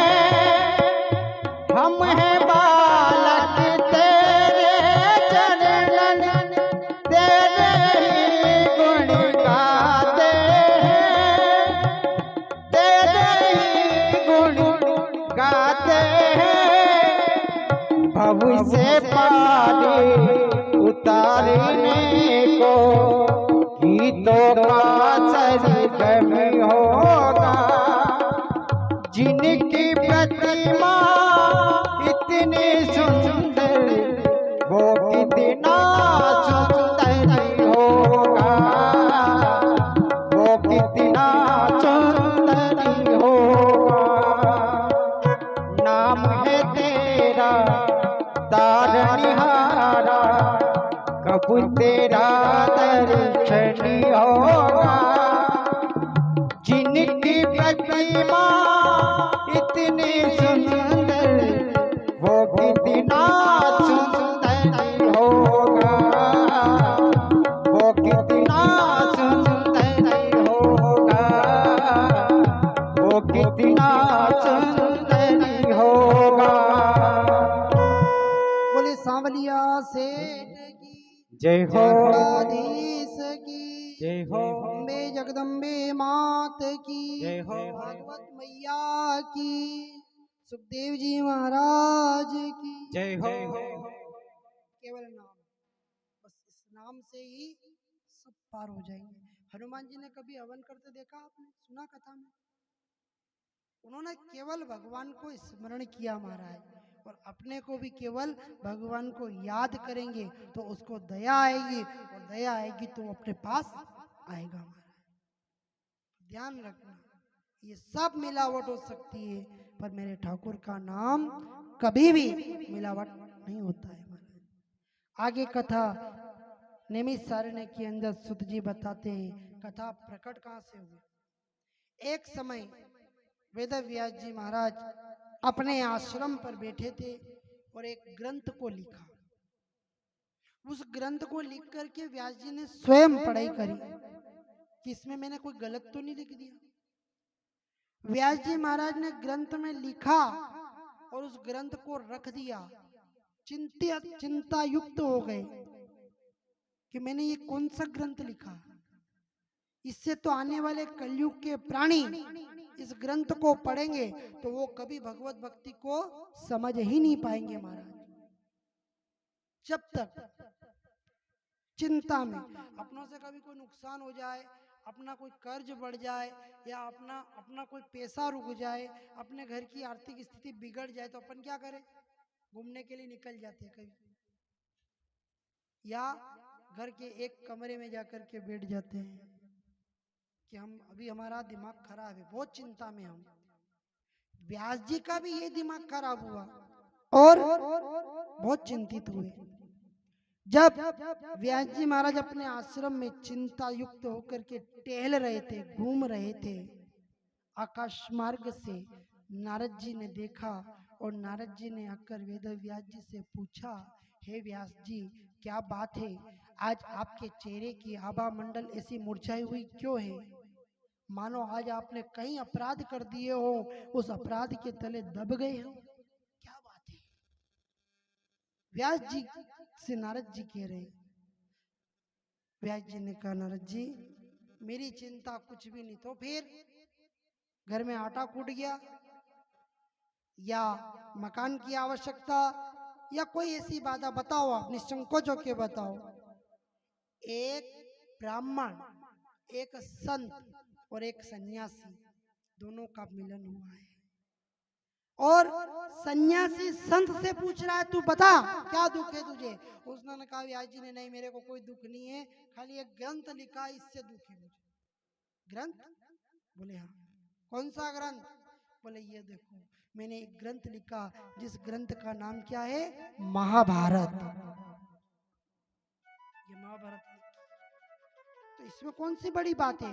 नारद जी ने जैसे उस ग्रंथ को देखा, पन्ना पलटाया, उस ग्रंथ को पढ़ा, पढ़ के अंतिम समय तक पढ़ा, देखा उस ग्रंथ महाभारत के अंदर प्रारंभ कहां से हो रही, फेंक दी उसको। महाराज ये लिखा आपने, ये ऐसा जो संसार इसके पीछे अगर चला गया तो समय से पहले ये सृष्टि जलमग्न हो जाएगी, आपने ये लिखा? हाँ नारद जी, मैंने ये लिखा। और क्या लिखा उसमें? एक बूढ़ा पिता का काम जागा और एक यौवन स्त्री के साथ में काम भोग करने के चक्कर में अपने बेटे को आगे करवाया, और उस बेटे ने प्रतिज्ञा करके और उसको अपना माँ बना करके अपने घर ले आया, खाली काम के चक्कर में। आइए कथा। राजा शांतनु हस्तिनापुर का नरेश था, गंगा से विवाह किया, पहले गंगा से किया। गंगा ने कहा मैं जो करूं डिस्टर्ब तो नहीं करे, नहीं करूं। करते हैं ना कभी कभी अपने बेटे की शादी करने के लिए, कहीं बहू लाने के लिए जाए तो वाकई के कि मैं कहीं भी करूं, नौकरी करूंगा, बनूंगा, इंजीनियर बनूंगा, डिस्टर्ब तो नहीं होगा। अब ऐसी बहू लाने का काम का जो बुढ़ापा में अपने माँ बाप की सेवा नहीं कर सके, महाराज बताओ। अपने यहाँ रानवी अमेरिका रे, बताओ, पर नहीं, वहां शर्त लगी कि ऐसा करना पड़ेगा। गंगा को भी बोला तू जो बोले करेंगे, मैं कुछ भी करूं डिस्टर्ब नहीं करोगे, नहीं करेंगे। गंगा से विवाह हुआ, 6 बेटों को गंगा ने पानी में प्रवाहित कर दिया। 7वें का नंबर आया और शांतनु ने रोक दिया कि इसको तुम अंदर नहीं डाल सकते, मेरा वंश बढ़ाने के लिए विवाह किया और तू तो वंश का नाश कर रही है। बोले नाश नहीं कर रही महाराज, मेरे जल के अंदर डाला मैंने और इनको ब्रह्मा जी के श्राप से मुक्त कर रही हूँ। अब आपने डिस्टर्ब कर दिया ना, अब मैं आपके पास नहीं रहूंगी, अब मैं वापिस अपने जल में जा रही हूँ। गंगा गई बेटे को लेकर के और बेटे को देवदत्त बना करके शांतनु को सौंप दिया, ले इस बेटे को पकड़। वो शांतनु उस समय 22 वर्ष का हो गया महाराज, और इस वो देवदत्त और ये शांतनु गंगा किनारे रोज जाए घूमने। एक दिन उस मछली पकड़ने वाली कन्या सत्यव्रता को, जिसका नाम मत्स्यगंधा था, उसको मोहित हो गया। वो बोले क्या सुंदर नारी है। बाप को जाके बोला तेरी बेटी से विवाह करना। बोले कि मेरी बेटी से अगर विवाह करोगी सत्यवती से तो तुम्हें सबसे पहले ये वचन देना पड़ेगा कि मेरी बेटी के गर्भ से लेने वाली संतान ही राजा बनेगी हस्तिनापुर की, तो करो। अब वो कह रहे कहीं करा, गंगा को भी बेटो है, 2 बेटे। अब गंगा का बेटा है उसको राजा बनाना, एरे छोरो कदी वेगा कही है नहीं, इधर गंगा का बेटे को मेरे को राजा बनाना, देवदत्त को, जिसका नाम पितामह भीष्म है, गंगा का पुत्र है। अब वो घर आ गया कि ऐसा नहीं कर सकता मैं, तो उधर उस सत्यवती के पिता ने कह दिया अगर तू ऐसा नहीं कर सकता है तो एक काम कर, तेरे बेटे के साथ मेरी बेटी का विवाह करवा दे। दोनों अड़चन में फंस गया, खाली एक काम के खातिर। और घर आया, चिंता करी, और चिंता करने पर उसके बेटे देवदत्त ने पूछा क्या हुआ पिताश्री? बोले बेटा कुछ नहीं। बोलो क्या हुआ? बोले कुछ नहीं हुआ। नहीं बताओ तो सही, अपने बेटे को नहीं बताओ तो किसको बताओ? बेटा एक कन्या को देखा, मैंने सोचा कि उसको तेरी माँ बना दूं, पर उसके पिता ने मना कर दिया। क्यों? बोले कि उसके गर्भ से लेने वाली संतान कभी हस्तिनापुर की राजा नहीं बनेगी, और जब इस हस्तिनापुर का राज्य उसकी संतान नहीं करेगी तो उसकी बेटी भी नौकरानी बन जाएगी। चक्कर ये पड़ रहा है, आपको उस कन्या से विवाह करना है? बोले हाँ। वो गया, बाप के सामने बेटे ने अपने पिता के लिए बेटी के लिए झोली फैलाई कि तेरी बेटी मेरे बाप को दे दे। बताओ ऐसा कभी संभव होता है क्या? पर वहां हुआ, वो महाभारत में ही तो लिखा था। फिर गलत जगह पर, गलत टाइम पे और गलत समय पर गलत निर्णय लेकर गलत प्रतिज्ञा कर ली महाराज। वहां प्रतिज्ञा करने की जरूरत थोड़ी थी उस पितामह को, पर कह दिया कि 200 दिशाएं सुन ले, आकाश सुन ले, तारे सुन ले, गगन सुन ले, तीनों लोक सुन ले, देवी देवता सब सुन ले कि मैं जीवन भर विवाह नहीं करूंगा, और अखंड प्रतिज्ञा लेता हूं कि मेरे विवाह ना होने पर कोई संतान भी नहीं होगी, सत्यवती के गर्भ से होने वाली संतान ही हस्तिनापुर की राजा बनेगी। कितनी गलत प्रतिज्ञा ली। तो आपने कह दिया, गंगा पुत्र ने प्रतिज्ञा ले ली, गंगा पुत्र ने प्रतिज्ञा ले ली। आखिरी में शांतनु के साथ विवाह हुआ, ने 3 औलाद ऐसी पैदा हुई, जो आंधी हुई, ने रोगी हुई, जो पूरी महाभारत की वंशावली बनी थी महाराज। और अंत में वो औलादे पैदा हुई तो उसके वंश में भी ऐसी औलाद हुई कि महाराज पूछो मत। घर की बेटी की इज्जत लूट रहे हैं, घर वाले देख रहे हैं। बताओ, ये महाभारत है। 2 इंच की जगह के लिए भाई भाई लड़ रहा है, सुई की नोक के बराबर भी इसको राज्य नहीं दूंगा, मत दे। ये महाभारत है। भूखे मर रहे भाई, प्रजा त्राई त्राई कर रहे, और ऐसे कपटी भाई बेटा। राजा कपटी है, उसकी औलाद कपटी है। ध्यान रखना, कभी भी अपने क्षेत्र के अंदर राजा ऐसा चुनना, अंधा नहीं हो। अंधा हमेशा सबको ले डूबता है। धृतराष्ट्र ने सबको ले डूबा। व्यास जी ने समझाया, नहीं समझ में आई। स्वयं द्वारकाधीश ने समझाया, समझ जा, नहीं समझ में आया। आखिरी में जा करके हद तो तब हो गई कि एक नारी को भाई सभा के अंदर ला करके उसकी लाज को लूटने का प्रयास किया। वो भी उसके काका बाबा भाई बहन ही थे, दूसरे नहीं थे। कोई बाहर लंका थी नहीं आया था हमारा। लंका में तो रावण की लंका में माँ जानकी भी सुरक्षित थी, लेकिन देखो आप कि आज वो द्रौपदी अपनों के बीच में भी सुरक्षित नहीं है। ये महाभारत कहाँ जा रही महाभारत?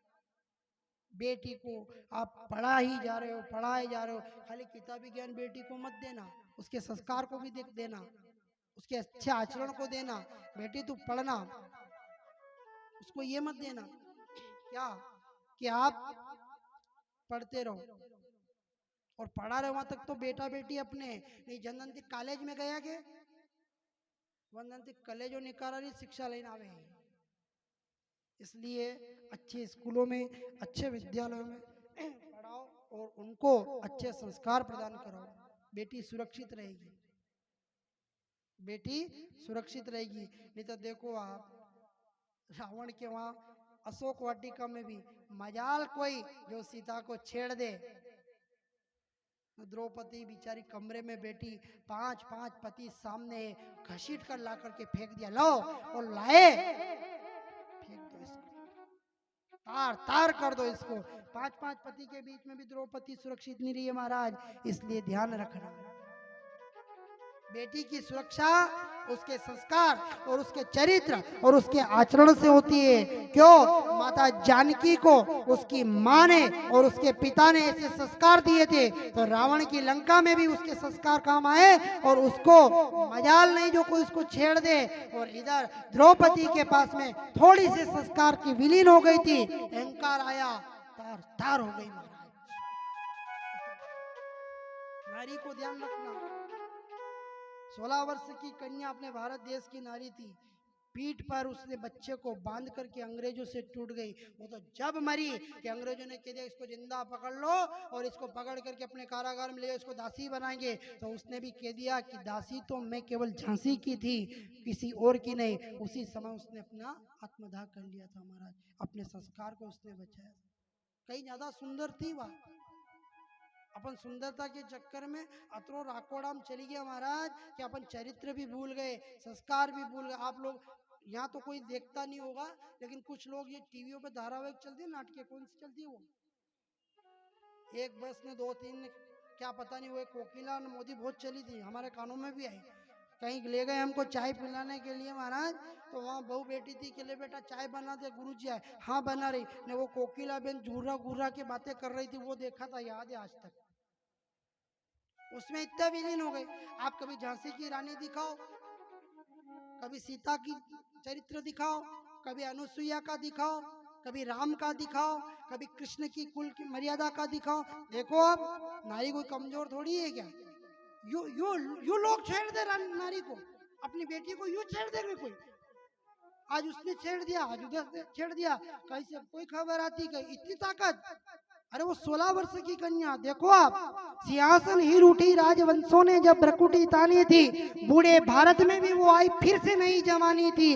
ने गुमी हुई आजादी की कीमत उसने पहचानी थी, दूर फिरंगियों की करने की उसने मन में ठानी थी। चमक उठी सन 57 में वो तलवार पुरानी थी, मुंदले हर बोलो के मुंह हमने सुनी कहानी थी। ने खूब लड़ी मर्दानी, वो झांसी वाली रानी थी, झांसी वाली रानी।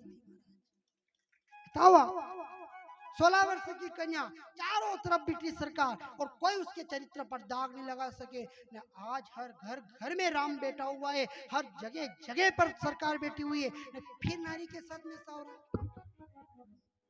क्यों हो रहा है? कुछ नहीं है।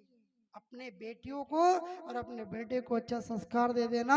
आपकी बेटी आधी रात के जंगल में भी होगी तो वहां पे कोई उसको छेड़ने की मजाल नहीं जो छेड़ दे महाराज। इतना ध्यान रखना, खाली संस्कार। वो महाभारत की घटना बता रहा हूँ, आप अपने ऊपर मत लेना, केवल महाभारत इतना समझना। आज नारद जी समझा रहे, फेंक दी गई इसी महाभारत। भाई भाई के लिए लड़ रहे। एक भाई, देखो आप, एक भाई अपने भाई के हाथ में दिया हुआ राज्य लेकर वन में चला गया, वही दूसरा भाई अपने पिता की आज्ञा की बात ना मानते हुए अयोध्या का वो राज्य अपने पैरों से ठोकर मार दी और अपने भाई के चरणों में जाकर के बैठ गया महाराज ने। एक भाई वो जो केवल जुए में हारी हुए वो धन वो राज्य भी देने के लिए तैयार नहीं हुआ महाराज। ये कहाँ की बात है? ये संस्कारी तो नहीं है। उस दुर्योधन ने कहा नहीं दूंगा, सुई की नोक बराबर भी इसको राज्य नहीं दूंगा, और उधर पूरा राज्य छोड़ दिया भाई के लिए। ना अपने थोड़ी दीवार याती यूं वही जाते, देखो आप लड़े हुए यहाँ नहीं हुए, गांव में बहुत होती है झगड़े। माँ बाप बेचारे रो रहे, क्यों लड़ो रे, क्यों लड़ो रे, क्यों लड़ो रे, लड़ करके हार जाते आपस में। ये हमारी तो ये हमारी। पूरी उम्र उस माँ को नहीं पूछते हैं कि माँ तुझे क्या चाहिए, पिता को नहीं पूछते पिता तुम्हें क्या चाहिए, और आखिरी में जब मरने का समय आए तो वहां का बैग टटोले केड़ में प्रॉपर्टी कतरी है। देखो आप, ये वृद्धाश्रम बन रहे ना, ये शर्म की बात है कि अपने माँ बाप वृद्धाश्रम में जा रहे हैं, और गरीब के तो नहीं जाते पर अमीर के जरूर जाते हैं। किसी से पूछ लिया भैया वृद्धाश्रम माँ बाप को क्यों पहुंचा रहे, बोले हमारे पास टाइम नहीं है। टाइम नहीं है माँ बाप के पास, वहां पूछ लेंगे, पैसे दे देंगे। ये महाभारत है। कोसों वार सहे जब दुश्मन की वो तलवार उठी। ध्यान रख लेना, आपके माँ बाप ने कितनी मेहनत से हम लोगों के लिए ये चीज खड़ी करी और हम उसके लिए लड़ते हैं, और वो कोने में बैठ करके देख रहे हैं। कोसों वार सहे जब दुश्मन की तलवार उठी, हिम्मत तो उस दिन टूटी, घर के आंगन में दीवार उठी, घर के आंगन में दीवार उठी। महाराज बताओ, नारद जी ने कहा ये महाभारत लिखी। कोई भी चीज हो, विनाश कहां से शुरू होता है? इसकी थोड़ी आवाज बढ़ाओ। विनाश कहां से शुरू होता है? हाथ से नहीं होता है, पांव से नहीं होता है, पेट से नहीं होता है, मुंह से नहीं होता है, आंखों से होता है। आंखों से ही विनाश शुरू होगा। देखो, रावण ने सीता को आंखों से देखा और हरण करके लिए गया। इधर उस दुर्योधन ने द्रौपदी को देखा और उसके साथ अपमानित किया, उसका विनाश हो गया। तो हमारी व्यासपीठ आज प्रथम दिवस की कथा में आपसे इतना ही निवेदन करेंगे कि आप पूरे शरीर को सुधार सको तो मत सुधारना। अपने पूरा शरीर नहीं सुधरे तो मत सुधारना, पर दो चीज को सुधार लेना। क्या? आंख और कान। ये दो सुधर गए तो अपना जीवन बेड़ा पार है। नहीं दो ही बगाड़ दीदा तो भले रोज हाथी दान करो, रोज आप मंदिर में जाओ, आंख और कान को बिगाड़ रखा है तो आपका उद्धार नहीं होगा। नहीं यदि अगर अपना ये दोनों भी बिगड़ गए, सब बिगड़ गए, नहीं ये दोनों सुधार लिया तो आपका जीवन पार हो जाएगा, बेड़ा पार हो जाएगा। देखने का तरीका, देखने का नजरिया ये बदल देना तो हमारा सब उद्धार हो जाएगा। नहीं यदि कान से आपने गलत नहीं सुनोगे, नहीं अगर आपने भगवान की भक्ति सुनोगे तो वो भक्ति भी कान के माध्यम से बुद्धि में, और बुद्धि से मन में, और मन से आत्मा में पवित्र हो जाएगी, जहां तक हो सके। इसलिए अपना अपनी आँख और अपने कान को सुधारना। आज यहाँ पर वही गलती हुई थी कि महाभारत का निर्माण हुआ। महाराज अंततः में व्यास जी को नारद जी ने समझाया, पूर्व जन्म में मेरा भी ऐसा ही हुआ था और मैं भगवान भक्ति में संत बनने के लिए गया, लेकिन अंततः में मुझे मेरी माँ की सेवा में रहना पड़ा और माँ की सेवा करके ब्रह्मा जी की तपस्या करके मुझे अगला जन्म नारद जी का मिला। इस तरह से आपने इस महाभारत के अंदर सब्जी कितनी भी अच्छी बनाओ, जब नमक नहीं डालोगा तो खत्म। ऐसे इस महाभारत के अंदर आपने भगवान के आनंद स्वरूप की लीलाओं का वर्णन नहीं किया है, इसलिए यह महाभारत कोई काम की नहीं है। आप भगवान के स्वरूपों का वर्णन करो महाराज, बड़ा आनंद आएगा। इतना ही कहते नारद जी वहां से चले जाते हैं और इधर व्यास जी चिंता करे करूं क्या लिखूं। तो उन्होंने विचार किया कि कुछ भी नहीं, भगवान के उस बाल स्वरूप की लीलाओं का वर्णन लिखे, जब माँ यशोदा की आंगन में खेलते हैं, जब वृंदावन की गलियों में गोपियों को सताते हैं, जब वृंदावन की गलियों के मंदिर पर बैठकर ग्वाल बालों के साथ आनंद लेते हैं, जब वृंदावन के वन के अंदर गाय चरा करके असुरों को मार करके आनंद लेते, मैं वो लीला लिखूं। तो मेरे ठाकुर की लीला के लिए पहले उस व्यास जी ने विचार किया कि ये कौन है, इसके बारे में लिखूं, ये ठाकुर कौन है इसके बारे में लिखूं, षष्ठी प्रारंभ के बारे में लिखूं, ऐसा विचार कर रहे। और भगवान वेद व्यास जी के बुद्धि में वहां षष्ठी प्रलय से जो भगवान की षष्ठी बनी, वहां से लिखना प्रारंभ करने की बुद्धि जागी। तो विचार किया कि अपन अपने हाथ लिखांगा तो नहीं जमेगा, खुद की राइटिंग लिखोगे तो नहीं जमेगा, तो अच्छा लेखनी कौन है उसको बुलाए, जो अच्छा लिख सके, जो बढ़िया लेखनी लिख सके, जिसमें साफ साफ सुनाई दे। तो ध्यान रखना, सबसे सुंदर अगर कोई लिख सकता है देवताओं में तो वो कौन है, गौरी पुत्र गणेश जी महाराज। बोलो गणपति महाराज। और इधर व्यास जी महाराज गणेश जी महाराज का आह्वान करते हैं, क्या हमारा कीर्तन में रस बरसाओ बरसाओ, आओ जी गजानंद आओ। हमारा कीर्तन में रस बरसाओ बरसाओ, आओ जी गजानंद आओ। हमारा कीर्तन में रस बरसाओ बरसाओ, आओ जी गजानंद आओ। ओम गणपतिये नमो नमः, सिद्धि विनायक नमो नमः, अष्ट विनायक नमो नमः, गणपति बप्पा मोरया।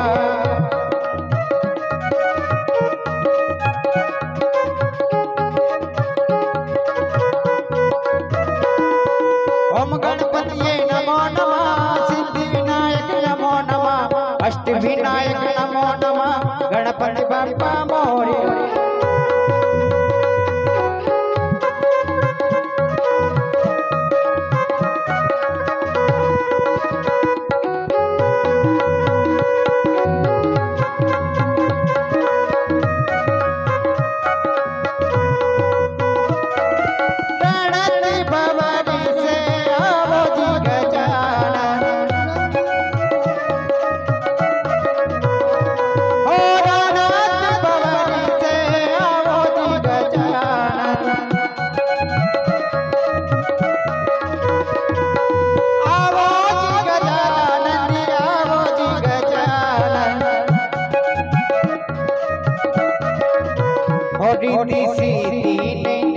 होरी सीने संग प्रभु लाओ प्रभु लाओ, आओ जी गजानंद आओ।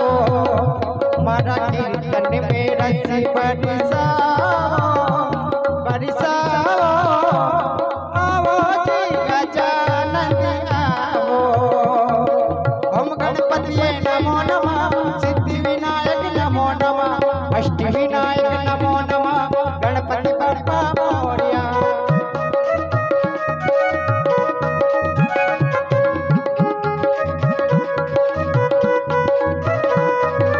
ओम गणपति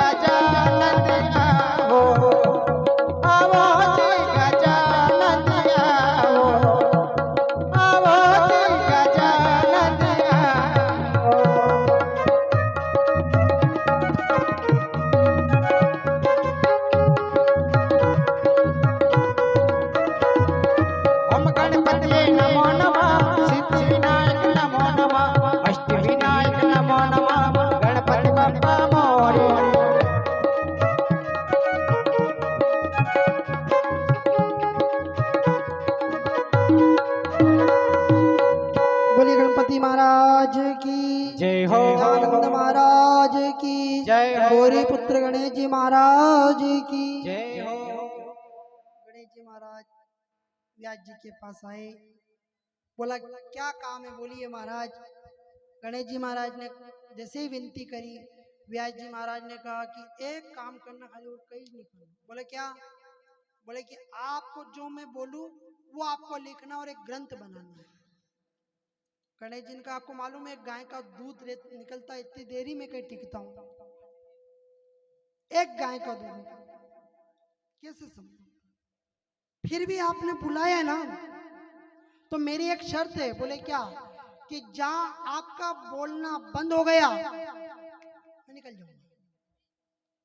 जहां आपने बोलना बंद कर दिया उसी समय में निकल जाऊंगा। गणेश जी महाराज की बात सुनकर व्यास जी ने कहा ठीक है, कोई बात नहीं, बैठो तो सही। ग्रंथ को लिखना प्रारंभ करे और इधर वेद व्यास जी विचार करे, मैं लिखूं क्या। पहले लिखवाए श्री गणेशाय नमः, तो भी चक्कर, एक श्लोक ही लिखा रहा है, उठ के लिख के चला जाएगा तो। फिर लिखा ओम नमः शिवाय लिखूं, बोले इतना लिखेगा ना, चला जाएगा। फिर विचार किया कि मैं इसको विष्णुवे लिखवा दूं। गणेश जी वो इतना सा लिखेगा ना, चला जाएगा। मुझे कुछ ऐसा लिखवाना कि मैं बोलूं तो ये लिखता रहे, मैं बोलूं और लिखता रहे। तो गणेश जी महाराज के सामने वेद व्यास जी ने लिखना प्रारंभ करवाया। और क्या श्लोक लिखा महाराज? सच्चिदानंद रूपाय विश्वोत्पत्त्यादि हेतवे तापत्र विनाशाय श्री कृष्णाय वयं नुमः। ये लिख के वह लाइन पूरी वे अत्र व्यास जी दूसरों बोल दे, फिर नीचे की 2 लाइन लिखे न पूरी वे इतने व्यास जी फिर 2 लाइन बोल दे। ऐसे वेद व्यास जी ने गणेश जी महाराज के सामने श्लोक बोलते गए। गणेश जी महाराज लिखते गए, वेद व्यास बोलते गए, गणेश जी लिखते गए, लिखते गए। ये वेद व्यास जी बोलते और गणेश जी महाराज के लिखते इधर यहाँ पर श्रीमद् भागवत महापुराण के 18,000 श्लोक, 365 अध्याय और 12 स्कंद में भागवत का निर्माण कर दिया महाराज। बोलो भागवत मैया की, सांवरिया सेठ की, द्वारकाधीश की, सच्चिदानंद भगवान की, बालाजी महाराज की, हनुमान जी महाराज की, व्यास जी महाराज की, सुखदेव जी महाराज की, वस्ती नगर की, धर्म की, अधर्म का, प्राणियों में विश्व का, गौ माता की, जय जय श्री राधे। 18,000 भागवत का महत्व यहाँ आज आपके इस नगर में माता जी के प्रांगण विवेकानंद कॉलोनी के अंदर सारे मात्र शक्तियों के माध्यम से पूर्ण हुई और यहाँ पर विराजमान हुई। इसी तरह सूत जी महाराज ने भी भागवत जी का आज के प्रथम दिवस में पूरी तरह से भागवत का प्रादुर्भाव प्रकट किया। महाराज आपको इस कथा का फल सभी नगरवासियों को मिले और हर दुख पीड़ा और संकट से मेरा ठाकुर आज की इस कथा के सुनने से आपको इसका दूर करे और आपके घर में आनंद और सुख समुदाय की मेहर प्रदान करे। यही इस कथा का फल आपको मिले। कल ठीक 2 बजे हम कथा में पुनः प्रारंभ करेंगे। देखिए आज